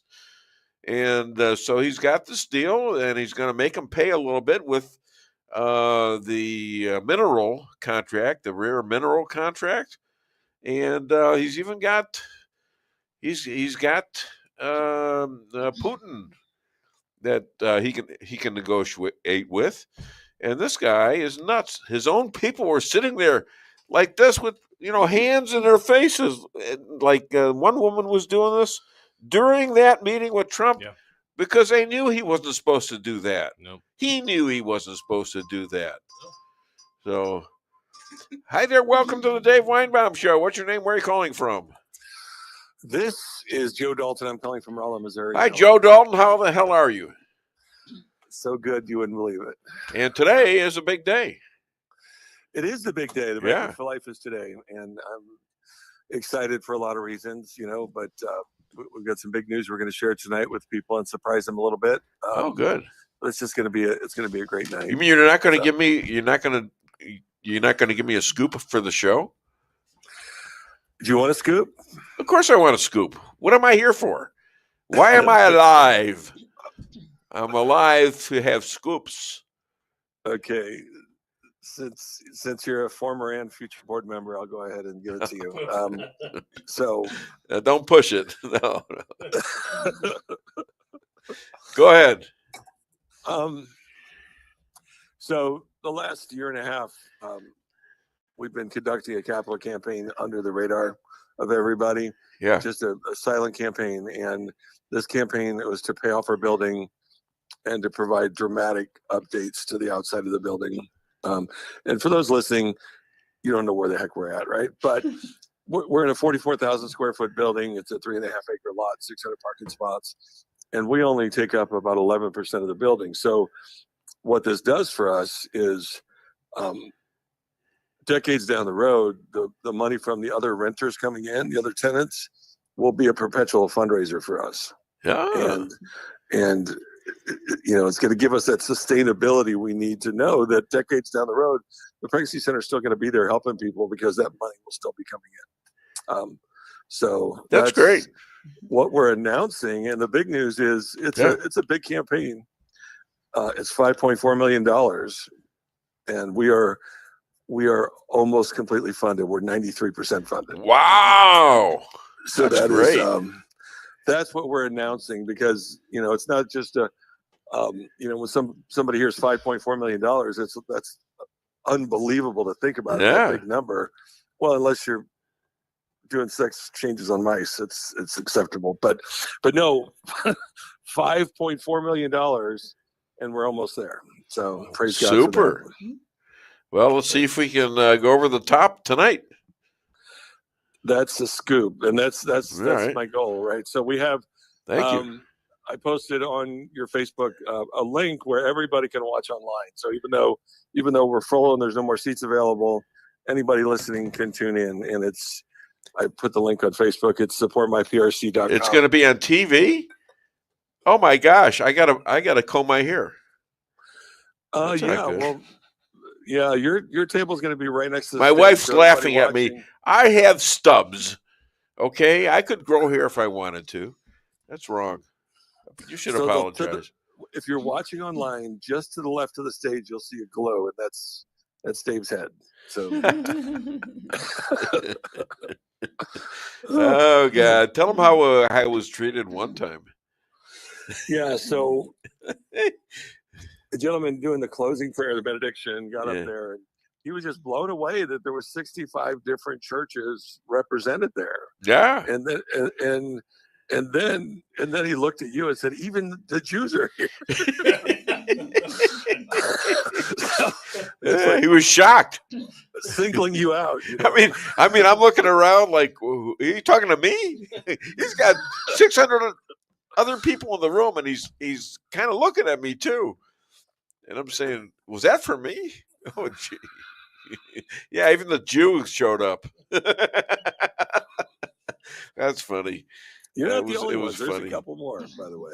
I think they're Messianic Jews. Yeah, I've seen them before. I've seen them at Pastor Pat's church. Yep. Just talked to the rabbi, by the way. He calls me. He's 15 minutes late. Okay, 15 minutes late, and suddenly, 15 minutes into the interview, I got a lot of stuff to ask him. He says, "Oh, I gotta go, Dave." I said, "What do you mean you gotta go?" And he says, "Well, I gotta be somewhere." I says, "Really?" I says, "Okay. Other than the Dave Weinbaum show, where can people find you?" And he gives me a big speech about his charity and all that. And I says, "You know what? I just realized that you had enough time to spiel your stuff, so I made him listen to a joke." Yep. I was listening. It was great. Yeah, it was all right. Okay, well, I got about 2 minutes until my next interview. Who's going to be there by? I don't know if he's going to be there or not. Did you get anything out of Chris Adamo? Does that ring a bell? You there? Are you talking to me? Yeah, I'm talking to you. Okay, I'm sorry. I thought you were. No, yeah, I know Chris Adamo. Yeah, I watch your show all the time. Yeah, I know. I invited him. I guess he didn't sign up though. Oh, for coming? Yeah, no, he's not coming. All right. No. Okay. So at all right. your table, we just have Bill Hardwick. We have JJ and Jean. We have Shannon Hux, Megan Johnson, Patricia Maxwell, and you and Lisa. You got room for my wife? She's there, yeah. She's there. Thanks. Thank you so much. Thanks for checking. All right. All right. I love you guys. See you tonight. Yeah, we love you too. Bye. See you tonight. Bye. Bye-bye. All right. Okay. So anyway, let me get into other stuff. We got about a minute So you before want me he to sit by shows you up. this year? Sure, of course. Oh, okay. Yeah. That'll be different than do you last mind? year. Well, okay. Well, I did what I had to do. Well, we don't have any time now. Thank you very much. Then because our next guest is on, and I got to introduce him. They have written his introduction. Yes, I have. All right, ladies and gentlemen, we have with us today a pizza aficionado from Wyoming. Now, From Missouri. Huh? From Missouri. No. Just you let me do the intro, and then you can correct me after the intro. You only say Wyoming because you're going to give me some cheap shot about Liz Cheney. I can hear it coming. I don't have Liz Cheney written down in here at all. No, I can put it in there now, though. I'll tell you what. So I was as I was saying now, and I do have this written down. Pizza aficionado when he was living in Wyoming, now found in Missouri. There, Okay. You see that? Right Okay. there. Now found in Missouri. Okay. I'll accept They correction. found you in Missouri, and you've been out on bail for a while. Okay, Tracking, here it comes. apparently tracking me. Please welcome the paisano of anti-Marxism and author of Rules for Defeating Radicals, Chris Adamo. That was a perfect introduction, and you ruined it. And I interrupted you. So Yes. I got to ask you, I'm off my game because it's Thursday now. Okay, you got to well- explain that. Why are we here on Thursday? I'm glad to see you, and I love seeing you a day sooner. But what's going on? JP? So I'm going to put this on myself. I have an engagement. I have to go out of state later today. And so I talked to Dave about it, and I said, we got a couple options. Either train somebody else to do the show for this one time, or, we can try to do a previous recording and air that and just not have a live show, or not sure what to do. And we decided, well, this time we'll just do it on Thursday instead, so we can still do a live show. And I'm flying out right after. So that's what we're doing. Okay. Well, have a great trip, and we definitely you do a great job. So I can understand Dave wanting to redo things. I was actually kind of hoping he was going to go to 2 days a week, and we're just expanding here. But Well, there's some talk. This is a little bit of a tease, but there's been some talk about some radio stations. oh, that would be wonderful. I'm not privy to talk about it yet. Well, tell me as soon as you can. That would be wonderful. So, Well, as soon as I figure it out, yeah. so we can kind of segue. Someone contacted me about it. So Good. So we're, at first we didn't agree, and now all of a sudden she's come back and said, "I listened to your show. It's really a great show." Especially when that Adamo guy's on there. I mean, yeah. She didn't know who the hell you were. I said, "I got Chris Adamo." She said, "Who?" I said, "Jeff Zink." Oh yeah, I know him. Yeah. Well, I can understand that. Jeff's a national treasure. So Yeah. yeah. I got So, a call from a guy last night, Joe Alexander, who used to be on the show. He used to run all of Trump's meetings, his rallies, back when Trump was first president, and I called him about a year ago to come on, and son of a gun never called me back. All of a sudden, last night he calls me back, and he's working for the Trump administration in energy, Wow. So that's pretty cool. We had a nice talk, and maybe I'll get him back. But he's been with Trump for a lot of years now, 10 years just about. Okay, so let me ask you this. You seem to be implying somewhere that there is now a rhino governor in Wyoming, and he's eradicated your MAGA-leaning Wyoming? He's an absolute rhino. Mark Gordon, he's a former Democrat. By the way, I'm getting an echo here. Oh no, okay, it's gone. Anyway, Mark Gordon, former Democrat. This has happened a lot in the past over the years where a Democrat moves to Wyoming. They've got a lot of money. They move to Wyoming. They declare themselves to be a Republican. They get elected, and then they govern like a Democrat. And that's what Mark Gordon has been doing. Now, our state legislature, Wyoming state legislature, my heart is still back there in many ways. The state legislature has been kicking butts on the rhinos, and they're doing a great job. But a lot of stuff that they do, they come up with good things that get to the governor's desk and get shut down. And so this is, at this point, he's not going to run for re-election in 26.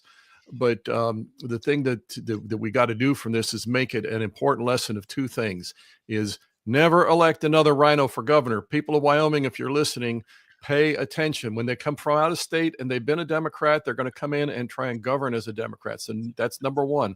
Number two, we have enough Republicans in the state legislature in both houses that if they're real Republicans, they can override every governor's veto. The legislator is so lopsided Republican. It's amazing. It's like your state house, you have like 41 Republicans and 5 Democrats. And the Senate is, the numbers are, I'm ballparking, but it's like 20 Republican senators and 3 Democrats. They have enough Republicans to override any governor's veto if they're real Republicans. Yeah. Well, there's a lot that aren't. And so the number two thing that we need to do is You go for the override. In every case where the governor vetoes, you go for the override, and then you take names of every so-called Republican that didn't help you override the veto, and those people need to be out in the very next election. But did you not know that this guy was going to turn on you? The thing that happened in Wyoming, and it's an excellent question, and I know we've discussed it before, and I like to reiterate this because it's a lesson not just for Wyoming, but for the whole country. Is the thing that happened there is that there's two hot button issues in Wyoming that will get you defeated if they get tagged onto you, and that's if you mess with the Second Amendment or if you talk about a state income tax. So you can be a Vermont Democrat, move to Wyoming, claim you're a Republican, and take those two issues off the table. Yeah, I'm all for the Second Amendment, and I'll never support a state income tax. And the average Wyomingite for decades would simply say, hey, we're safe here. I don't like politics. I want to go hunting. And that would be it. So they'd forget about it. And the rhinos totally infested the Wyoming legislature. I was involved in trying to get the rhinos, to get a conservative platform for the Wyoming Republican Party. It was 2004 before we could get a pro-life plank in the Republican platform in Wyoming that was anywhere to the right of Bill Clinton. 2004, because the average person, it's like if they're out there, I'm going hunting. I don't worry about those things. I'm not getting an abortion. I don't worry about that. And so they would ignore it. And so these Wyoming Republicans in the party apparatus would govern like a bunch of Vermont Democrats. We started changing that. We saw some really great heroes get in, first of all, to the party organization itself. Frank Ethorn, the chairman, he's a strong conservative. He fought the rhinos, got the Republican Party apparatus straightened up, but they still had the Republican rhinos in the legislature, in the Senate, and obviously in the governor's chair. And so now it's a matter of getting rid of them. Well, you sound like a lot of middle of the United States people who they don't want to get involved in politics. Right. We want to live our lives. They let it go. Yeah. And the thing that Trump said is vote early, vote now, and let us know if you think there's cheating. And he did it good this time. He finally did it good. He probably had another 2 or 3 million votes than he actually got because there was some cheating being done. Well, we saw the difference in the Democrat vote from 2020 when it was supposedly legit, and Biden gets all these votes. And then in 2024, after all the fighting that they did, because now they're really going to rally the base, and they got like 20 million less because a lot of the cheating was stopped. Not all of it, but a lot. Yeah, amazing. So also, you put something in your Facebook, the Biden family, claiming that people are saying that they weren't murdered. They deserved it. What's this now? I thought this was in your Facebook. Maybe I got the wrong one. Which family was not murdered? This is the Israeli family. Two children murdered, and they actually substituted the mother with a Gaza woman who was dead by some other causes. And I'm not sure the specifics. I've posted a lot this week, but one of the things that's happened in our country again, it's really, really ugly, and I'd really like to deal with this theme a lot this week. It's really, really ugly. It's much worse than we ever thought, but we need to see it. Okay, the anti-Semitism in this country is hideous. How did it get that way? It came from the political left. It came from the people that claim to be the compassionate and sympathetic, empathetic ones.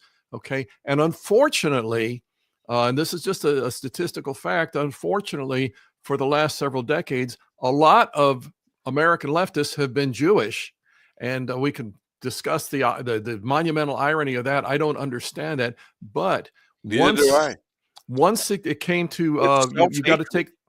What's that? It's self-hatred. These people have. I don't think it's self-hatred. I think they want it's to look naivety. good. They want to look good. They don't. Well, there is that, and the left always uses that, the idea that I want to be, I want to be able to grandstand with my virtue. That's a part of self-hatred right there. I don't want to be what they think I am. Right. You Right. know? Okay.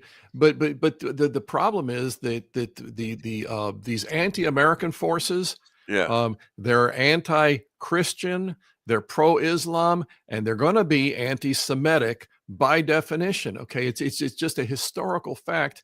Even though a lot of these duped Jewish people have fallen into it and become like this, and then they're suddenly wondering why they're a target too. Well, understand this: the left, remember my statement out of my book, the left never cares about any person or any cause they claim to champion. It's all about acquiring power, and they will turn on you on a dime the moment you become a liability to them.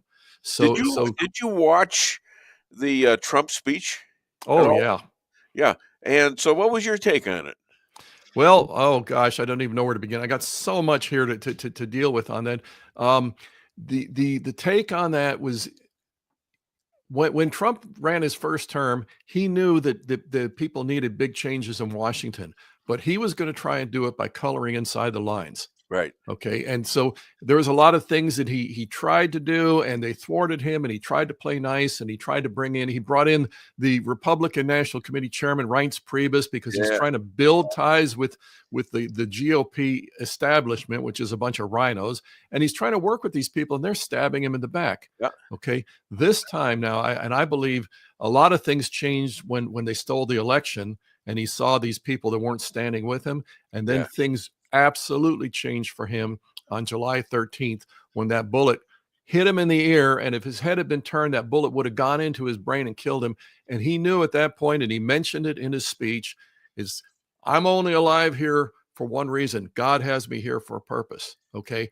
And once you've been shot at and realize God protected you from that, you're not worried about these nattering ankle biters like Chuck Schumer and people like, you're not worried about any of these people. He's going for it this time. And that's what we heard in the speech. We're going to make these changes. We're going to get the guilty. We're going to stop the corruption. Now, there's a lot of people right now, and I have to admit, I've been one of them that, I was hoping we'd see more people being marched off in orange suits by now. But here's the thing. Imagine you're in your basement and you notice a couple of termites, and you go, you know what? I got some termites here. I better call the exterminator. He'll come out and spray them, and it'll be all over. Okay, that's what we want. We want to see these termites get marched off in their orange suits. But the exterminator comes out and he starts looking, and he suddenly realizes your whole entire foundation, your whole entire understructure of your house is totally infested and rotting away. Okay, we can't just get the termites and walk away. We've got to do a whole rebuilding. And I believe that's what's going on. I believe that too. And Epstein's Island and everything where we thought we'd see names by now. And what we saw was Dennehy, right. It's not going to happen quick. Dennehy out of New York there, and he got fired for obstructing, but he's only a symptom because that obstruction, he didn't do it by himself. That obstruction is systemic. That obstruction is the whole entire New York, the southern district of New York. Are you talking FBI about office. what they did with the Epstein files? Yeah. All right. And what we're going to have to do is we're going to have to get all the termites rooted out before we can actually deal with that. Okay, who's who on Epstein's Island? Because they're a symptom. Epstein's Island and the obstructed files, that's a symptom. The problem that caused the obstruction is so much more vast and actually so much more dangerous. Sure. And you know what? I agree with you. In fact, that's my monologue was on exactly that point, that Trump was shot in his right ear, which, by the way, you as a Catholic, who is not... I'm not a Catholic. This is twice you've told me I'm a Catholic. I'm not a Catholic. What's the matter with you? You're Italian. Listen to this. What about the Romans? Okay, you know what? You know what, Dave? You're a cheapskate because you're Jewish. Okay, I mean, how did he know that? I mean, you talk about cheap stereotypes. My last name ends in a vowel, so I must be a Catholic. Do you know the difference between a Jew and a canoe? No. Canoe tips. Okay. I should be insulted, shouldn't I? Did you catch the fact I laughed about that? Okay. Oh, Catholic, yes, I did. That's amazing. No, I am a born again Christian. Okay. I go to a Calvary chapel at the moment. And if you ever come to St. Joseph, I'll take you there. Josh Blevins is the pastor, a fantastic Christian man. So, is it safe? Is the church safe? Yeah. One time when I was like in my early 20s, when I was in the insurance business in Denver, Colorado, an agent died, an older gentleman, and I went to the funeral, and I'm thinking to myself, "Oh, this is pretty cool." This is in Denver, Colorado, and it was a Catholic. So I went in there, and I'm looking down at the floor, and there's some things that you could like put your feet up on. I thought. So I said, "Hey, this is kind of cool," So I'm resting back, putting my feet up, and people are looking at me like I'm nuts, and I'm saying, "What the hell's wrong with these people? Why are they? Do they know that I'm a Jew?" And then they came to the part where you had to kneel. I said, "Oh!" And there's footprints down there. Yeah, okay. My problem, me wrong, you right. So I actually lived in Denver at the same time. We'll have to talk about this at some point. 1971, I think. Oh, okay, a little bit earlier than that. Yeah. I guess you're a little bit older than that than I thought. You just look young. So I was so kind. I forgive you. I got a math problem for you. Yeah, what is it? Okay, and there's a lot behind this. Okay, you got a meth problem? Is that what you're saying? A math problem. Now, don't start. You've already been slandering me with the Liz Cheney thing, and now you're going to say my son was he was like on a PhD level when he went to college. Yeah, he majored in meth. Shame on you. Okay, so here's the math problem, and I want everybody listening to think about this because there's so much in this. Okay, so our national debt is about 35 trillion, let's just say, because it's ballpark. Okay, now let's just say that I was able to get in there and skim off 1/1000th of 1% to give it to Dave Weinbaum. Okay, that's a lot of money, buddy. 1/1000th of 1%. What ballpark we'd say? Well, how much is that? Probably about I don't know, probably about 5 trillion, something like that. Okay, this is 35 trillion. 1/1000th of 1% is $350 million. Yeah. Okay, so if I skimmed off 1/1000th of 1% to give to you, I'm giving you. So what we have is this pot of money that is so vast. Yeah, that it's like we hear these things, and like you just did, it's like you're trying to scramble the numbers, and it just doesn't happen. Yeah. The point I never is to be a genius, like you. No, you're a genius in your own way, but okay. Like you. But I will remember you obviously didn't study math in college, so we'll leave that question. I was an accounting major. Oh my gosh. Okay. So the point being that of that 35 trillion, what we're finding out is that not millions, but tens and hundreds of billions have been skimmed off for every leftist cause on the face of the earth. All the screaming that you're hearing, all the wailing about how awful Elon Musk is. It's like these people have been robbing your paycheck for decades with their income taxes. And the Democrats are screaming at Elon Musk because he's pointing out that you've been robbed. Okay. And by the way, Elon, this is my next question for you. Number 3, Elon is scared he's going to be murdered because he knows about the corruption. Well, exactly. And who blames him for that? The vastness of this evil, back to our talk about the termites in the basement, the vastness of this evil is so much greater than we ever Republican or 2 or 3 that are involved as well. Let's go back to the Wyoming legislature. What would you, the single biggest expenditure of every state legislature in the country invariably is education. Education, you know why it's education? Because if you say you're spending money on the children, everybody goes for it. Everybody is for the children. And so you try and cut the education budget and people, oh my gosh, you hate children. You want these children. We have right now in our country, we have high school graduates. We have a 33% literacy rate, 33%. That means only 1 out of 3 kids is actually functionally literate when they get out of high school. How many trillions have we spent on education? And these kids are dysfunctional. And you know what the fix is? Ask any Democrat out there. The fix is, well, we got to spend more money. Yeah. We got to pay teachers more. Okay. You know what we got happened to build today? new schools. Do you know what happened just today? What's that? Well, it either has happened or it hasn't, but it's going to happen. And that is Trump is shutting down the federal the Department of Education. Department of Education. Okay, now since it's going to go back to the states. Since the Department of Education has been functioning in Washington, how much money has gone into it to send to reroute that money back to the states, to all the pockets, right? And what has happened to American test scores? I saw one where among all the industrialized nations of the world, we're first in spending, we're last in academics. 40th out of those measured. Last. Yeah.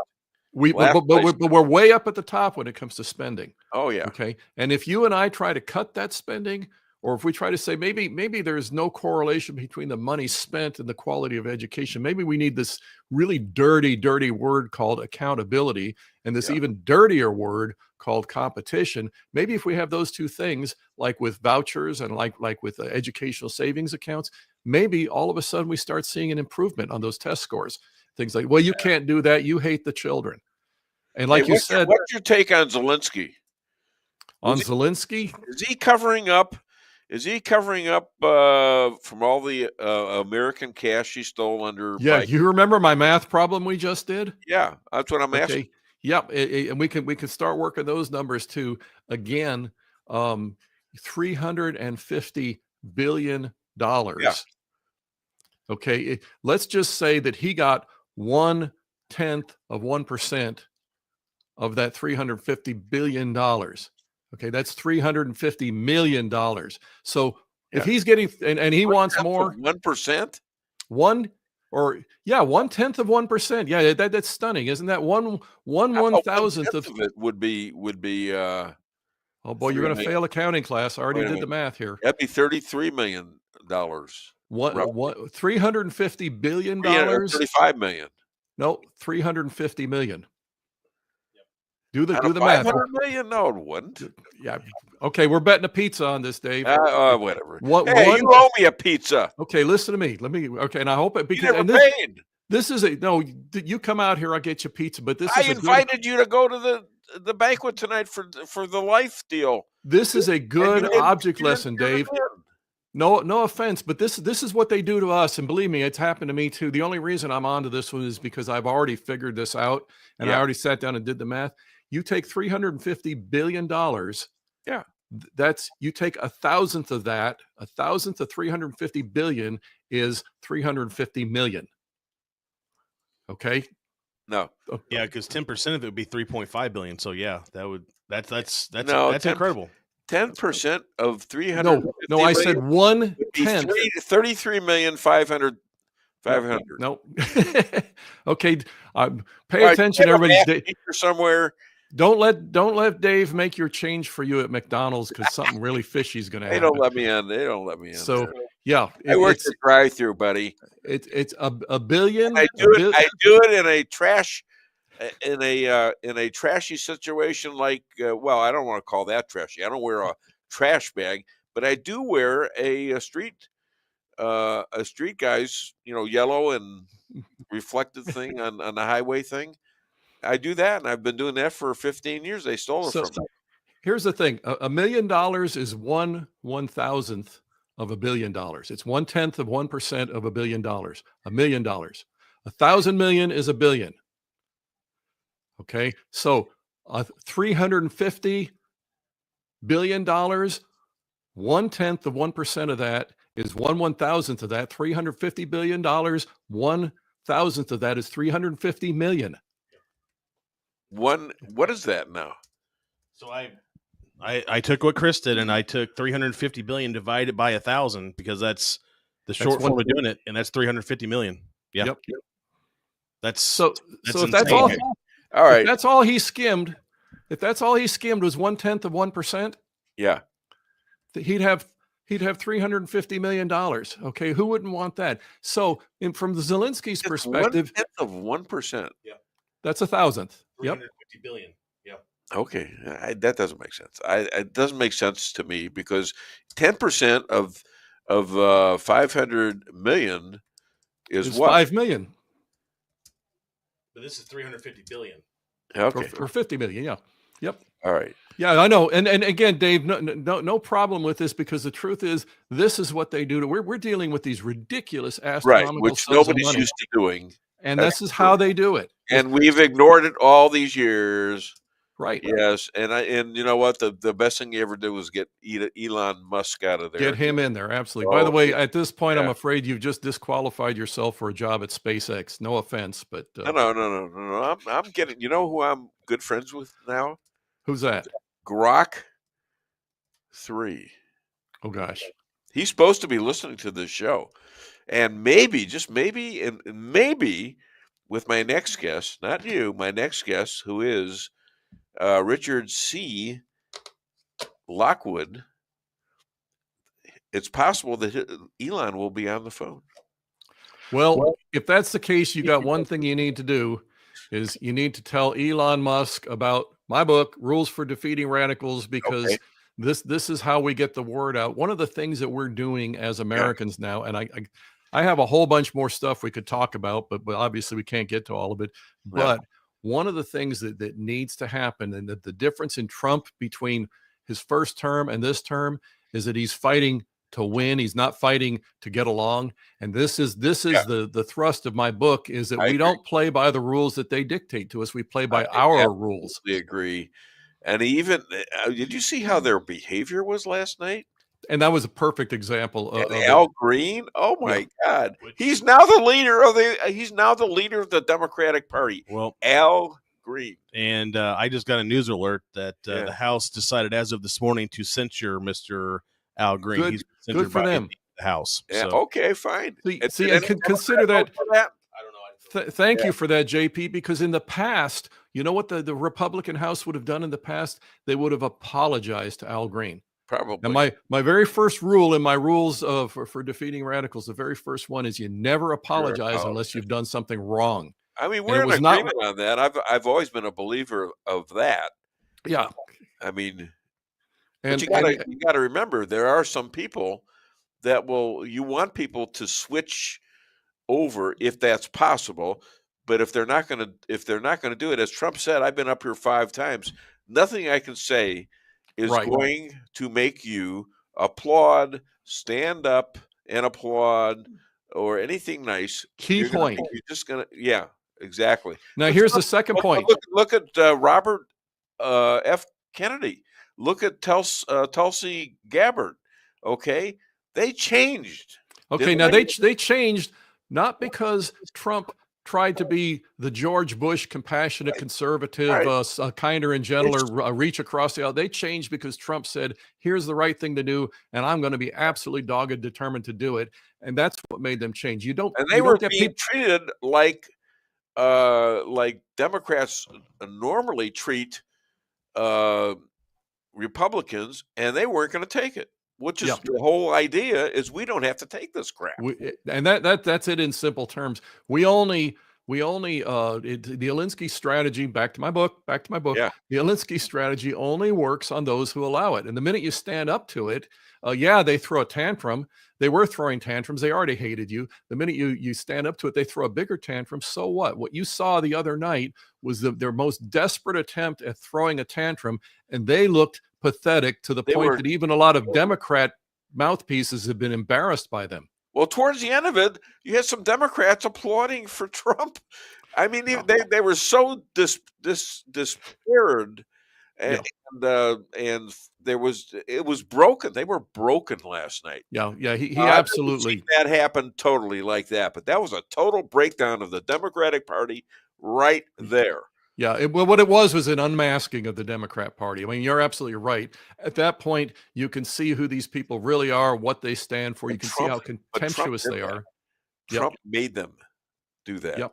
He put them on the spot. He did it in a nice way. He says, why can't you guys just for once, get up and applaud something and just go along with the program. I know you're not going to do it, but let me ask you this, Dave. Yeah. Let me ask you this. What would he have accomplished if he had been spending the last 4 years trying to reach across the aisle? Yeah. Oh, he wasn't. It was not a reach that he would have gotten. Exactly. And look at what they did to him, Yep. or did to the American people when Nancy Pelosi was ripping up his State of the Union address, right next to who? Pence. Yeah. And what did Pence do? Nothing. Yeah. All right. Who's that? Mr. Lockwood. Oh, okay. All right. Okay. Well, I guess I've got my next guy coming on, so I'm going to have to say goodbye to you. Is he not going to be on or what? He is. He's working on his equipment right now. So. Oh, okay. Yeah. Well, all right. Let's see. How will we know? Why don't you get on the phone with him? How will we know when he's ready? So let's see what did you see these mayors of the sanctuary cities that were brought before Congress? Yeah, and Anna Paulina Luna she's another one of those firebrands. Oh my God, did she kick their butt? And she is referring them to the Department of Justice for criminal prosecution. Damn right. How and about again, this is what needs to happen.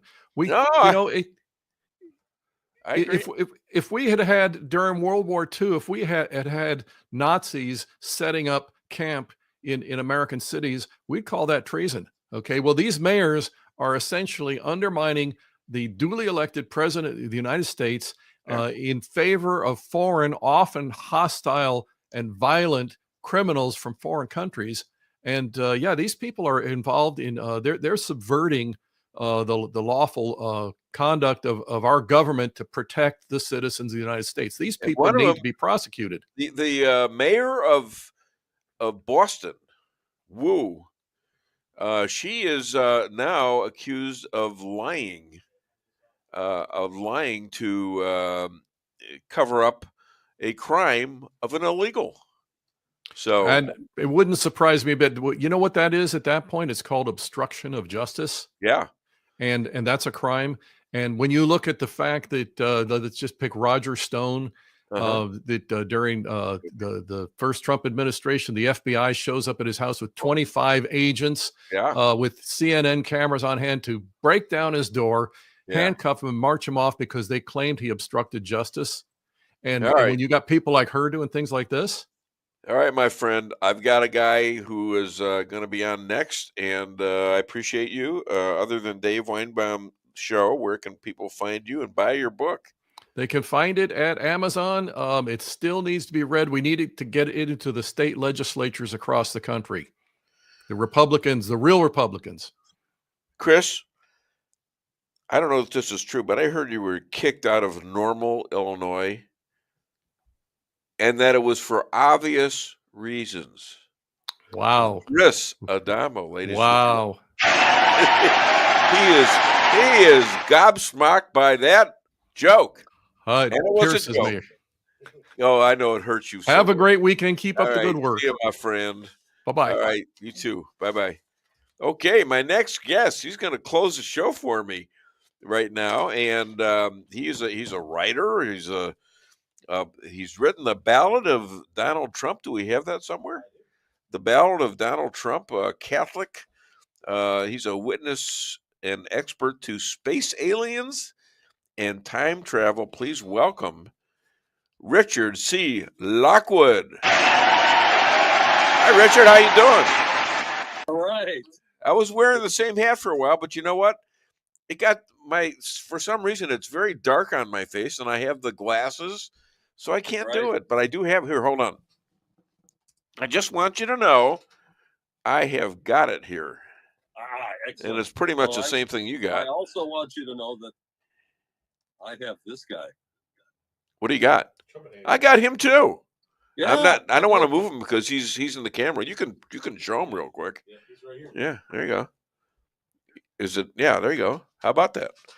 Only mine's wearing a Trump hat. Ha ha ha. Okay. All right, let's get started because I got a long interview with you. Well, In previous shows, Dave, I've talked about the Trump-Tesla connection. Yeah. How Tesla's time machine fell into the hands of Dr. John Trump. Right. And how the U.S. government has been doing time travel experiments ever since. Yeah. So Elon Musk, he might see this actually, or he might be listening. Elon, if you're there, join us. 573-578-2700. Stay as long as you like, or I know you're a bit super busy kind of guy, but I talked about this with Grok 3, and think about that, please, because I'm having a blast talking to Grok 3. Anything I want to know, anything. And I can argue with this, and sometimes I can even convince Grok 3 of stuff that he didn't already agree with. It's really incredible what's going on. I'm a big AI guy now. So Elon Musk. So's Elon. Like I said, I worked with them on this interview. Jokingly, Musk once called himself a space alien, but he wants to be a space alien because if and when he lands on Mars, that's what he'll be, won't he? A space alien from Earth on Mars. Pretty much. Yeah. Let me continue what I was starting to say. Okay. President Donald John Trump. Yeah. Carries his uncle's name as his middle name, so yeah, they're connected. Sure. Of course, Donald knows all about time travel and communication with time travelers. Why doesn't he ever say anything about it? He doesn't want to show his hand. That's why his presidency has been so effective. He's waited for this time. So, what do you mean he's waited for this time? Did he not run to win in 2020? He did, but he needed those years to prepare. I agree with that. But he didn't know that at the time? I believe he did. You believe he did? Yeah. Are you trying to tell me that he threw the election? Not that he threw it, but he knew it would happen that way. Oh. So what else does he know, do you think? Well, Trump was told about the messages that Elon Musk received. Who gave him those messages? Elon received it from the government, who's in communication with the time travelers. That's why Trump decided to work closely with Elon. Really? Yeah. Now So wait a minute. Elon knows all about this. Now, is he a time traveler too? Nope, but he's got the information. That's why TTM stands for Time Travel Messengers. Okay. Yeah. And TTM also stands for Tesla, Trump, Musk. There's the connection. It's no coincidence. Really? Well, who did that? The time travelers. Remember, we're working on a program here. Yeah. And everything is logical. Okay, the time travelers. And who might they be? They're us from the future. They're us from the future. From this planet? No, sir. By that time, they've expanded throughout many planets in the galaxy. And how far in the future have they gone? We're talking thousands of years. I mean, what's the limit on that? Maybe tens of thousands. Is there a limit on it? Like there's I mean, is the universe still going to be alive after how many years or whatever? What happens? So we've got some millions to go. We got millions of years to go. Oh, definitely. So it's not going to come down and kill us all like today. Thank God. No. Thank you, God. Okay. Now, we all know that Elon Musk is regarded as one of the most influential innovators of the 21st century. Oh, right? Yeah. He founded Tesla Motors. Yeah, Tesla. And why was it called Tesla before did he buy it? Or did he just want that name of Nikolai? Isn't it Nikolai Tesla, right? Well, he understood that Tesla had been contacted as well. So he took the name, full knowing that Tesla was contacted by time travelers as well. Now, he founded,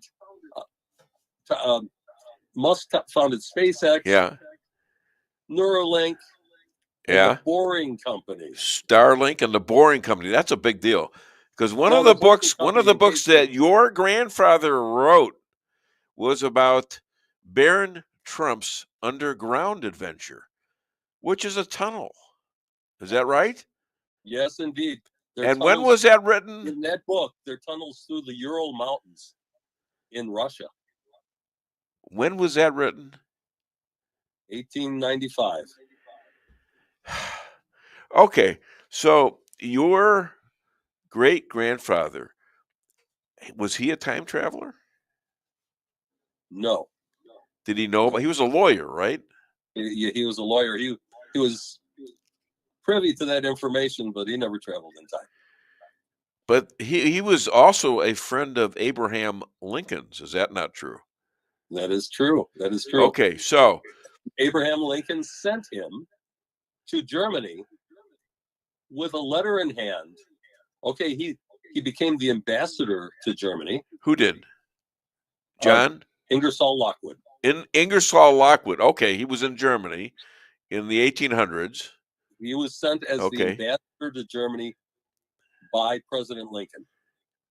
And he had a letter in hand to deliver to one Mr. Frederick von Trump.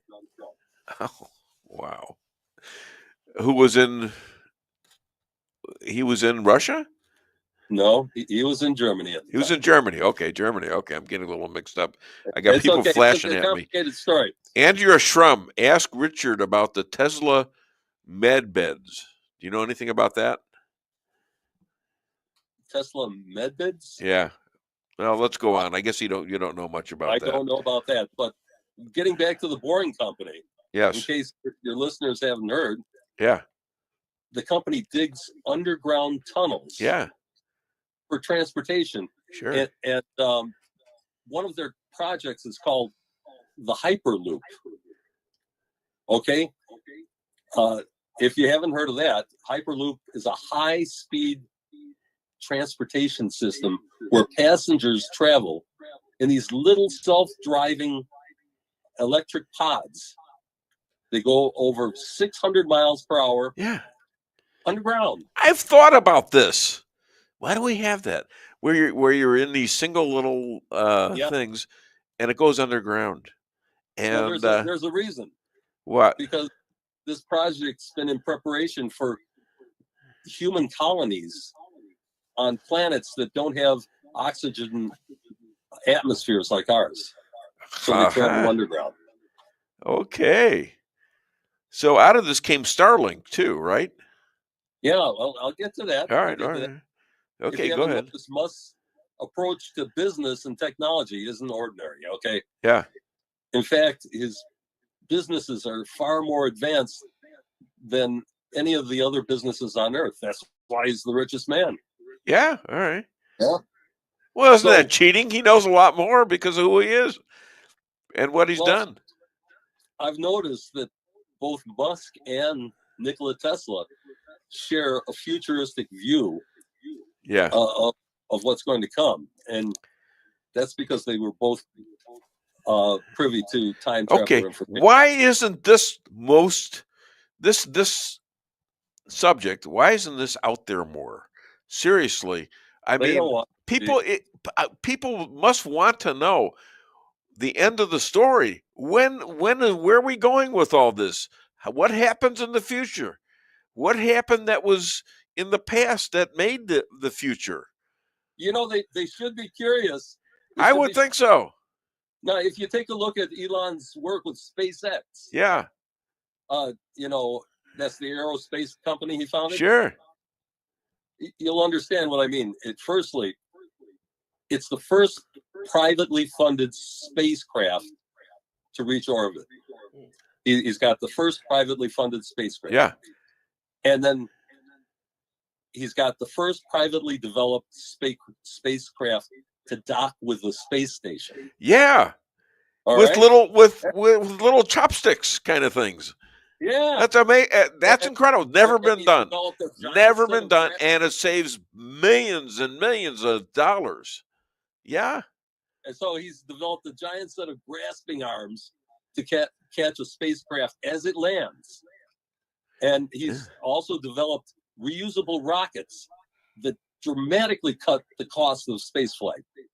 Sure. So these advancements in themselves should raise some important questions, I would say. Sure. First of all, how could a privately funded company founded by a relatively unknown entrepreneur like Musk rise to the top of the space industry in a short period of time? Well, you tell me. So, like, Dave. Why? How? What happened to the decades of research and development that it should have taken to get there? Yeah, well, what happened? What did they find out? Did they not find out anything? Nobody asked these questions. Well, that's what I'm doing with Grok. And that's why it's interesting, because that's owned by who? Elon Musk. Elon Musk. Yeah. And sometimes Grok has poo-pooed that story about Area 51. Remember, Grok is only programmed. Yeah, but when I've come back and argued with it, it says you're absolutely right. I think I had Grok 1, and when I protested and saying, how can you determine what's going to happen or what has happened in a universe that is, we don't know the end of it. We don't even know the beginning of it. How I mean, you could have Earth-like planets. You could have billions of them. And how would that not be something that would have a life on it? If not maybe a recognizable life, at least a life. I think you are coming through. Would you pay attention, please? Thanks. What is that? Are you there, Richard? I am here, but it seems like I'm breaking up. I think somebody's screwing you. The connection's fine, Richard. I think it's the background you're using. It's working against your camera there. I don't know if you might want to try a different background behind you, because it's. I think we can take a 5-minute commercial break, okay? Yeah, we got plenty. You're going to be till the end of the show. Let's take a commercial right here. Okay, work on it. Okay, JP, can you hear me?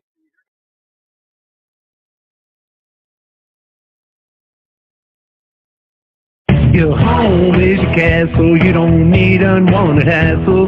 Don't let those creatures move in to stay. Let us protect your investments, that's what we're all about. Plank Termite and Pest Control will save the day. Plank is locally owned and family operated right here in Rolla, a Google preferred business. Our customer service and your satisfaction is our #1 goal. So call Plank today at 368-3333. Plank Termite and Pest Control will save the day. With warmer temperatures right around the corner and allergies ramping up, now's the time to get those AC units serviced. At Hartley's, we pride ourselves in offering outstanding service with fast response times. With proper maintenance, you can make those hot days be a lot cooler and remove those pesky allergens that always seem to find their way into your home. Call us today so you can be living a much cooler and healthier life. Hartley's, community born, community raised, community serving. Call Hartley's Climate Control today at 573-368-3163.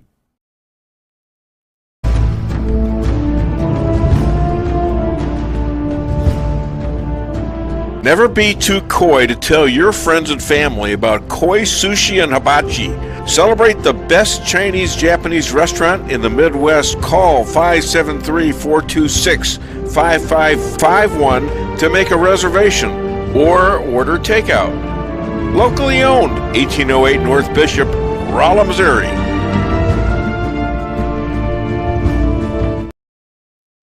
We can sum up McDonald's new crispy chicken sandwich in one word. Crispy. But also juicy and tender. Okay, it's crispy, juicy, tender. All one word? But then, also pickle. Oh, and potato bun, which is 2 words. Okay, we can't sum up our new crispy chicken sandwich in 1 word, so you'll just have to try it to understand it. Order ahead on the McDonald's app at participating McDonald's. Ba-da-ba-ba-ba.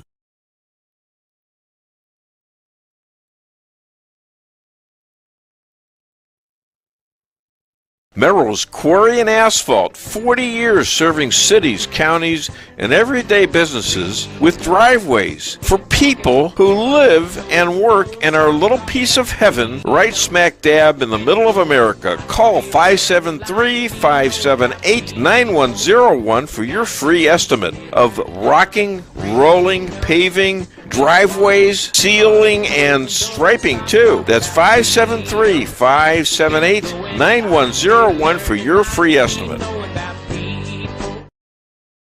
Your home is your castle. You don't need unwanted hassle. Don't let those creatures move in to stay. Let us protect your investments. That's what we're all about. Plank Termite and Pest Control will save the day. Plank is locally owned and family operated right here in Rolla, a Google preferred business. Our customer service and your satisfaction is our #1 goal. So call Plank today at 368-3333. Plank Termite and Pest Control will save the day.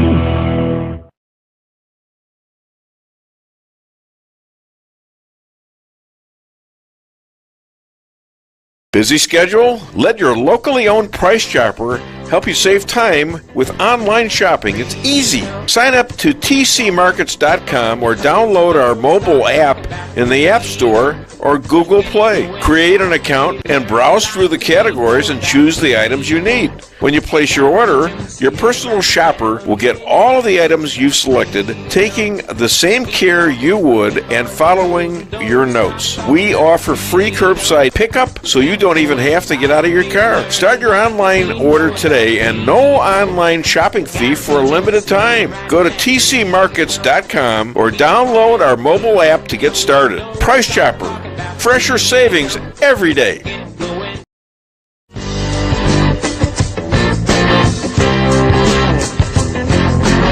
A-Car Real Estate, where experience matters. 532 million sold since 2003, the #1 sales volume in Phelps County. As a client for decades, I can say they are the best in mid-Missouri. Call 573-368-7355. That's 573-368-7355 for the best real estate experience you'll ever have. Gotta reach 'em, see it right now.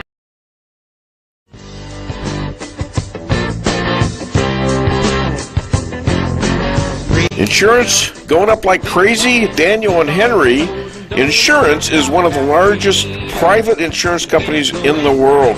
Richard Boyette, 314-444-5011. He's my guy at Daniel and Henry for 10 years.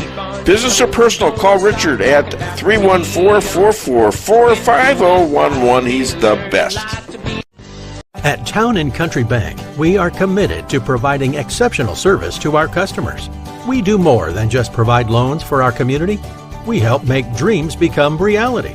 Whether it's a new home, farm, business, or a new car, we would love the opportunity to help. Stop by one of our 2 Rolla locations and let our friendly lending team remind you how special hometown banking can be. Smart, friendly solutions. Town & Country Bank, member FDIC, equal housing lender. Hi, we're back on the show, I think, with Richard C. Lockwood. There he is. All righty. Working hard on that background. It looks good right now, so don't worry about it. As long as I can hear you, it's working, okay, as far as I'm concerned, okay? And you can look into the camera, what you're doing, so I'm fine. Let's talk about why is Elon so gobsmack wanting to go to Mars? What does he know that we don't? Is the Earth going to explode? Yes, he knows that we have to get there. He knows where the time travelers have come from And in order for them to be where they're at, we have to expand out into the universe. So he's instrumental in getting us off the planet. Okay, so that means something bad is going to happen on Earth. Is that right? Not necessarily. Why would we want to leave? Other than the fact that the Democrats might take over someday. Well, that's reason enough, right there. Okay, it's close. Yes. All right. So you're kind of vague on that. Well, let me continue where I was at. Go ahead. You remember in 2016, the same year that Donald Trump announced his candidacy? Yeah. Musk founded a company called Neuralink. Yeah. And his goal was to develop an interface between the human brain and AI, and it was to treat like neurological disorders. Right. Like broken spine. Yeah, like that. Yeah. And an interesting side fact is that Musk's been working with the Back to the Future actor, Michael J. Fox. Yeah, he's got Parkinson's disease real bad. That's right. Oh, really? Advanced neurological disease himself. Why right? is he in on this too, Michael? Well, Back to the Future. Remember we were talking about Yeah. this? And who's Doc in the Back in the Future? Who's he really named after? Doc is based after Dr. John Trump, Who is Trump's uncle. All right. That And is- he's talked about John Trump as Oh, his yeah. uncle recently. I've heard him talk about him. So Well, and Musk has said repeatedly that humanity is going to merge with AI to create, and I quote here, a superhuman being with powers that we can only dream of. I think he's absolutely right, because we're headed that way and we're getting close to it now. It seems like if you can go on, it's the most amazing thing. And I'm investing in this stuff too. I mean, I bought a couple this is the stocks. time. I think a bunch of my stocks are aligned with AI before I even knew it was AI. I'm just lucky I fell into it, and I bought a couple of more since being really aware of AI. I didn't know what the hell it was. Well, the progress that they're making, Yeah, the quick advances, Yeah. should raise questions about the involvement of more advanced technologies, and nobody's asking the questions. I'm asking it, because I'm fascinated with this stuff. It's just amazing that at this age that I'm actually looking out. Like I'm a paranoid. I'm very paranoid. I'm not totally ill or anything like that, but I am a skeptic of high concern over stuff that could happen. And what's Yeah. going to happen to my kids? What's going to happen to me? What's going to happen to my lovely bride? Where are we going with this life? What is going on? And what about the afterlife? Is there an afterlife? Is there an afterlife? Yeah. I believe so. How? If- Well, but- you know but that then as a I've got to veer off and talk about the yeah. simulation that we're in. The what? Because all the information is Yes. stored. Okay. But let me get back to Musk for a Go second. ahead. I think that Starlink might be the first step toward interstellar communication. The sheer scale of the Starlink project makes me think that Musk's motivation is that global communication and interglobal. So when we move off of the Earth, I believe Starlink is going to play a big part of that. Well, what's going to happen after Trump's term is over? Do you know? You know what? I'm not sure that it'll be over. That's an interesting thought right there. Well, look. You've got a dysfunctional Democratic Party. We don't have a two-party system anymore. Not anymore. No, they destroyed themselves. So did they destroy themselves, or did we have something to do with that? Did Trump have something to do with that? Sure. Yeah, I mean, But well, you know what? The American people don't want to be governed by these anti-Americans anymore. yeah. Huh. And so I think Well, we how have did to that run- happen? Were they always anti-American? Was it like back in the days of Kennedy, and were they always like anti-American? Well, there is a theory that the Civil War never ended. Uh-huh. Okay. Okay, so remember the Democrats were the slavers. Yes. Okay, then they were the KKK. Yes. After the war, and they were lynching black Republicans. Yes. And then they were the Dixiecrats who fought civil rights legislation. Right. All the way up to the 1960s. They remember they had the fight for integration, Sure.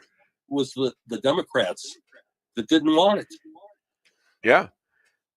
So And why so- did they suddenly discover that that if they gave money to the blacks, they could sort of put them to work for Kennedy them? started to embrace the civil rights legislation that was presented by the Republican Party. Uh-huh. And when Kennedy was assassinated, which I believe was by the Democrats, the Dixiecrats, in conjunction with the CIA. Yeah. When Kennedy was assassinated, this civil rights legislation was on the desk of the Oval Office, and back then, President Johnson, Lyndon Baines, saw it, and he said during a cabinet meeting, "If I sign this, I'll have the blacks voting for me for the next 100 years." Yeah. And it came to pass. Uh-huh. Oh, he's close. It he came was to pass. he was close. Yeah. Now that we've talked about the assassinations, who killed Martin Luther King and Robert Kennedy? I believe it was the government as well. Yeah. It's amazing. Back in the days when Kennedy was assassinated, nobody believed it was by anyone other than Oswald. Because we had a mainstream media. Yeah, it's been lying to back us then. forever. Everybody believed. Yeah. Yeah, I believed it. Now, what's the credibility of CNN Nothing. and NBC and Nothing, and nobody's listening to them anymore. And all these people are they getting lost credibility fired. and they lost control. They lost control, absolutely. And Fox is flourishing, Newsmax to a certain extent. They still have problems. They still have stories that they hide. I could see that, and I got examples, but I don't want to go. I don't want to talk about that. I want to talk a little bit more about tourism. Tourism for Mars. That's Tesla. That's Elon's ideas for Mars. And they're going to have one city of 1 million people. Well, how about other cities? How about In order for Mars to actually house a lot of human beings, yeah, we're going to have to terraform the planet, which means create an atmosphere that would be conducive for human beings to breathe. Would you have to put this like in a big circle, a big dome, or something? No, there are ways of creating an atmosphere. Yeah. But the rub is that it takes a long time, hundreds of years. Yeah. Wow. So in the meantime, people will have to live in an enclosed right cities and move underground. Think of all those movies that were like the Avengers and all these movies they have out there. It's gonna be true. Okay. They're gonna we're gonna have space. I mean, all this stuff they predicted, the flying cars way back when. It's almost it's here. Talking about cars, Musk push the boundaries of electric vehicle technology. There's no doubt there. Well, sure. And the advanced nature of these technologies, such as the Tesla Roadster, Yeah. the Powerwall, and the solar roof, the whole bit, point to the fact that Musk is utilizing knowledge from a higher source. There's no getting around it. Well, he had when he died, Nikolai is his name. Nikolai, Tesla. yeah, Nikolai. He had 1,200 plus patents, and the FBI grabbed 80 trunks of his notes. Yes, and sir. where the hell are they? And when will we get to see those? Well, first of all, the Tesla Trove, they called it, was given to John Trump. And given to Donald Trump? This Donald Trump? John Trump. Oh, John Trump, right. The uncle. And they said, hey, see if you can find anything that'll aid us in the war effort. Because they were in the middle of World War II. 1943, and that's the year that Nikolai Tesla died. Yes, sir. Yeah. And so all of this material was in the hands of John Trump. 80 chests of it, you're right. Wow. So now guys like you are walking around saying this stuff, and everybody is poo-pooing you. Of course. Like my wife is poo-pooing me right now. She's leaving. And now she stuck her tongue out at me. I will not take that woman. Okay. But back to this. Why? When is the government going to give us all this information? Trump is opening up. Now he is the most open person, president-wise, so far that's ever. He's given every time he's doing something. The press is there. They're in the Oval Office. He's signing stuff, and in between, he's answering questions. I mean, did you ever see anything like that? I've never seen anything like it before. Me neither. And but I'll tell you something about Musk. Yeah. He actually stated that the probability that we're in a base reality is 1 in billions. So he knows about simulation. What do you mean by that? I don't understand. Base? Okay, a base reality is the original creation. Okay. And And when was that now? We have the Bible story, and now what? Okay. So Musk believes that we are generations away from the base reality. And so you listen to him talk sometime. He'll go off on this. Elon, are you there? Would you get Elon on the line, please? All right, come on. Yeah, well, what kind of producer are you? You couldn't get Elon on the show? Dang. I'm going to give it to Grok. I'm going to Grok one on Grok. Anyways, I still don't quite get that. Explain it again. Okay. I'm a little slow. Everything points scientifically to the fact that we are a program. Okay. So, like, we're living in a simulation. Like that movie that had the town and it was all fake. Remember that? Yeah, I know. I don't know that movie, but it was in Chicago. Like The Matrix, almost. Yeah. All right. So, wow. So everything is kind of like a scene out of a movie, like this show or something, right? Would be. Yeah. I wonder if this is going to break the. I wanted to get Grok 3 on the show with a voice, and he was actually talking about it himself, but it was all a gag. But I think that would happen soon. You could ask people that want to know more about the simulation theory. Go ahead. Go to Scientific American, and they have a whole issue devoted to it. Okay. And that's not a thing that scientists are poo-pooing. They're starting to agree that we're in a simulation. Okay. Do you have any of your relatives? You have relatives that know about stuff too, right? Well, I had a cousin, a distant cousin to me, Yeah. cousin of my father's, who was involved in the Roswell incident. Yeah. And you claim that he actually saw 2 bodies. Is that correct? Of Yeah, okay. aliens. His name was Lieutenant Colonel Philip Corso. Corso. Yeah, I read about him. I read about his stuff. Yeah. And people are saying that's all made up, but it isn't.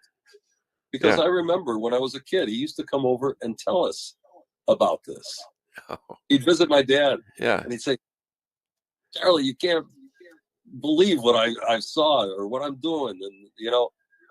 And this is long before his book. Well, the government doesn't want you to know this, though, and they sort of, they have admitted that about him, but they said some nasty stuff about him, like he's kind of made it up and stuff like that. So, the government's doing that, right? They don't want that to get out. Okay, so you've also mentioned what else do you need to say about that? Because I wanted to ask a question about whether the aliens are friendly towards towards us. If not, they could have. Let's go back to Roswell for a second. Yeah, go ahead. At the Roswell crash, these humanoids that they found, did live for a few hours, and they communicated with people, not vocally, but telepathically. Wow. And so the soldiers that were attending to them could actually hear their thoughts. In English? In English. Okay. Well, that has something to do with Elon's machine. Neuralink, yeah. Yeah, which he says can actually have them talk with different voices and stuff. And of course. Yeah. Wow. And of course it can scramble things up. So this stuff is happening. We know there's Neuralink out there. He explained it on television. I mean, everybody knows what he's doing, and they don't seem to want to remark on anything other than no. They're not ready for it. He's got the ability right now with Neuralink. Yeah. To have somebody think about moving a control panel, and it would happen just by thinking. Yeah. And this, I'm not. They can move it. How can they move it though? I mean, you have to have some energy there. The energy coming from your brain. We've got electric energy coming from our brains. Now, okay, these are not robots. They're people. No, sir. Do they take on other robotic missions or something like that? Do they become super strong? Yeah, super smart. Like a combination of human and robot together. See, once you do that, you can take the brain and interface it with a robotic body, and wow, sky's the limit. And I'm going to take you past that. Go ahead. My brain is growing right now. Just listening to this. Biological computer. Huh? Okay. What? The brain is a biological computer. Yes. So someday they're going to be able to download this computer into hardware. That, my friend, will grant you immortality. Wow. Does it leave a scar? Yeah, it'll leave biology behind. Are we going to lose our sense of humor? I don't want to lose my sense of humor. Huh? No? I don't think so, but it solves the problem of overpopulation. Wait a minute. Okay, well, are we still going to have babies? Of course. So you'll have a two-tier system, a biological system and a downloaded system. Yeah. Existing at the same time. And they'll probably have a limit of how many people can exist in the biological system at one time. Okay, so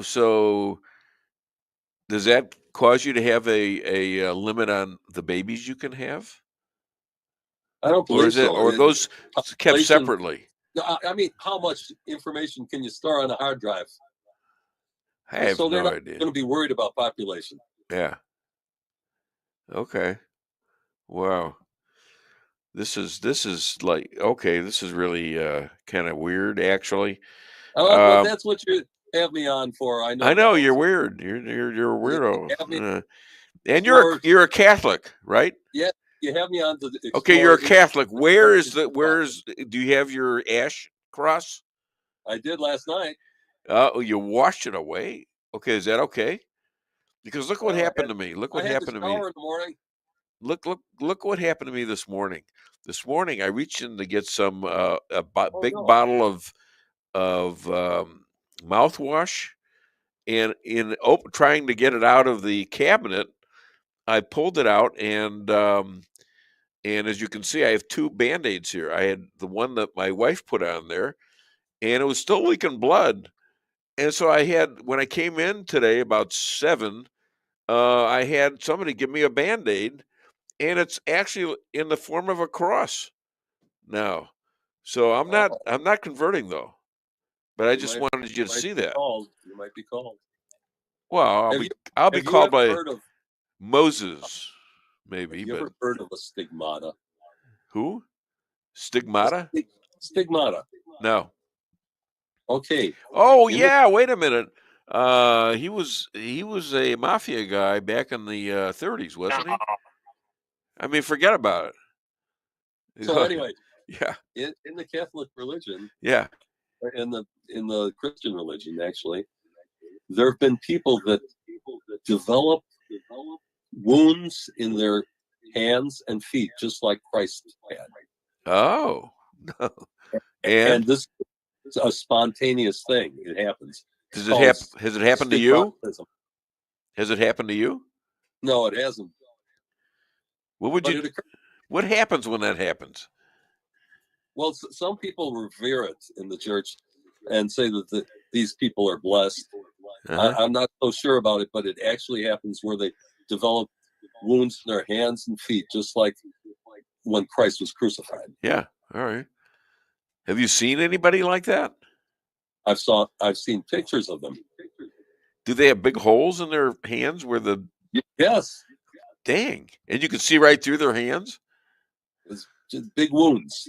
Yeah. Big wounds. Okay, I think I'll stay Jewish. I don't know.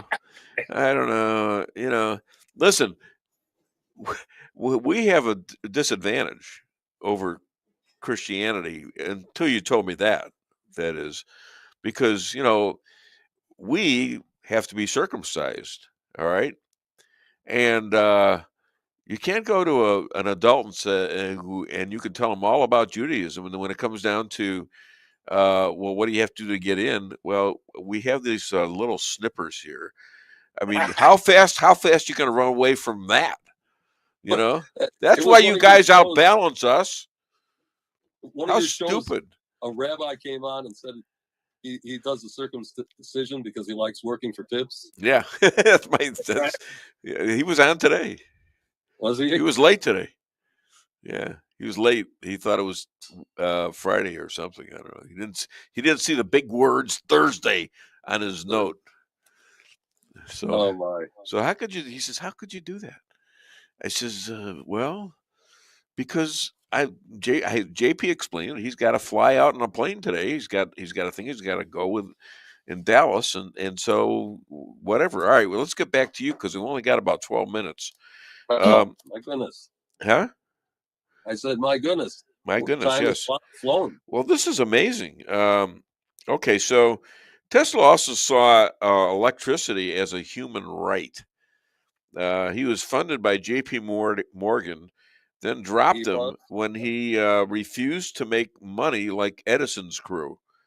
Well, Tesla actually said that using the gravity of the Earth, he could actually light up the eastern seaboard of the United States for nothing. Yeah. And there's the problem. There was no money to be made. Exactly. In fact, he died. He was destitute. And that's the same problem that people have when they come up with cures for cancer. There's no big money to be made. Okay, are you saying then it's intentional there that people get cancer so they can pay the pharmaceutical companies, sort of like maybe a pandemic? I believe, like a pandemic, you think? I believe that the pharmaceutical companies are sitting on cures. Yeah. And they're dragging their feet because they're making so much money on the pharmaceuticals that they're using right now that they don't want to release the cures. Wow. Well, this is going to be interesting because, my friend Jeff Zink is about to become, I think, the guy in charge of the whole HHS thing, just under Robert F. Kennedy. So no kidding. And we've had long discussions about the pandemic and the jabs you got to take for him, and I also had a guy on the show last week, a guy named Haviland. In fact, well, he was on the week before. Haviland, right? And he's the guy that got kicked out of the Army because he wouldn't take the shot. He actually was a contractor after a career with the Army, and he refused to take the shot. So then he went the other way, and he started doing some research with these white fibrous clots, blood clots, and he found a whole bunch of these things that embalmers had that they'd never seen before. Yeah. And so he's been doing this for about 4 years or so, right from almost the beginning, and it doesn't go away. People are still dying from their shots. It doesn't go away, and so this is serious stuff. You got all sorts of money they're giving to these congressmen, and that's why you see when Bobby Kennedy is up there, they're all trying to tear him apart crap like that. Even some of the doctors have bought in who are in Congress. Okay, this is something. I caught on to this early. The Vayers report from the CDC. By the way, yeah, I heard Mel Gibson the other day. Yeah, talk about his friends. Yeah, that were cured of cancer. Okay, they were given a combination of two drugs, fenbenzidol or something like that. Yeah, and another deworming type drug, and it put their cancers into remission. Okay. Ivermectin and fenbenzidol. Ivermectin. And fenbenzidol. Play the song. No. Quick. Don't say no. All right. All right. We're gonna play his song. You can sing it for everybody. Ivermectin, I take it by the pill. Ivermectin, the pandemic it will chill. Ivermectin, I let it take its course. Ivermectin, now I'm neighing like a horse. Huh?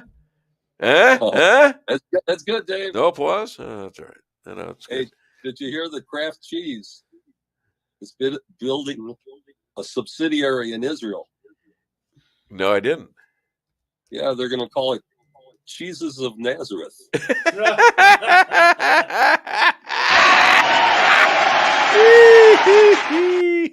All righty. That's pretty good. Now I got to come up with that. Oh, did you hear about the? I could get into trouble for this one, but I'm going to say it anyways. Did you hear about the donkey, the donkey preacher, whose only daughter was about to get married, and he wanted to do the ceremonies. So the final thing he said was, "And now you may kiss my ass." All right, it's been a great show. We're over, I think, forever. Oh, come on. You can say that word. It's an ass, isn't it? You ever listen to the Dan Bongino show? Yeah, of course I have. He's mentioned me before. I hope he forgets me now that he's with the FBI, though. Yeah, but he uses a lot of colorful language. I know. And he got nailed a few times, didn't he? Yeah.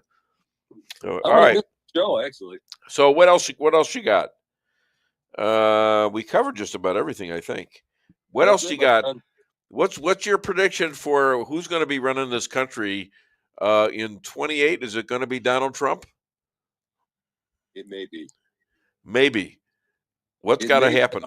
I don't know for certain. Yeah. But since we don't have a legitimate second party, we might have to continue with Republican governance. What about J.D. Vance?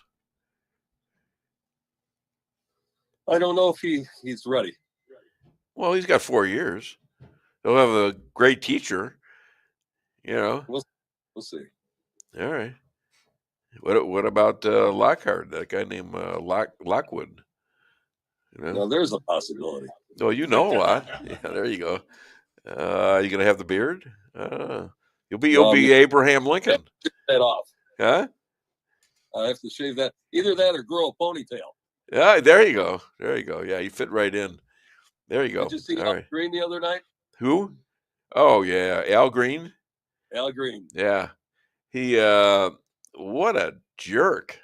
We played it. We played it on the air. Yeah, and Richard, we announced earlier, it came out about an hour ago that the House censured Representative Al Green, and I actually did a quick look, and from what I can tell, it was a vote straight down the party line. Republicans said yes, Democrats said no, but they had the majority, so he is now officially censured.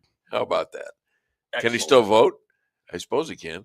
I don't know how that works. I'd have to look up more on the censoring, what that does. So. I doubt that they're going to take his vote away because he represents people. Served. Yeah. All right, my friend. Listen, I appreciate you, and it was a great appearance on the show, and we'll do this again sometime. Keep looking at that stuff. Yeah, get on and talk to Grok. Maybe we can gang up on Grok 3 and get Elon Musk on the show with all of us. And wouldn't that be wonderful? Yeah, I mean, I'd go for it. You know, I know I'm nowhere near as smart as he is, but then again, he's got some special skills, I'll tell you. All right. He certainly does. Let's hear it for Richard C. Lockwood. Great job. Have a great weekend. You too. Thanks. All right, we got about 3 minutes left. Do I have a board to read? We have Or are you too bored to put it on? No, we got a few from, let's see. Andrea Shrum. And, yeah, she's got one here about Cancer Society. Andrea Shrum, that is why we don't give to the American Cancer Society. They have no intention of providing a cure. They use your money to make more drugs that keep you sick. You know, isn't it interesting? Andrea Shrum and chlorine dioxide. Yeah. Talking about the drugs that help cure cancer. So oh, okay. That's actually and it's ivermectin. Apparently, that's actually been the belief for a while. Is that yeah, they've had the cure for cancer and other drugs or other diseases for quite a while, but they're not releasing them because they're just making too much money. Mm. You have to wonder about all of the things that they have. So, what else do we got?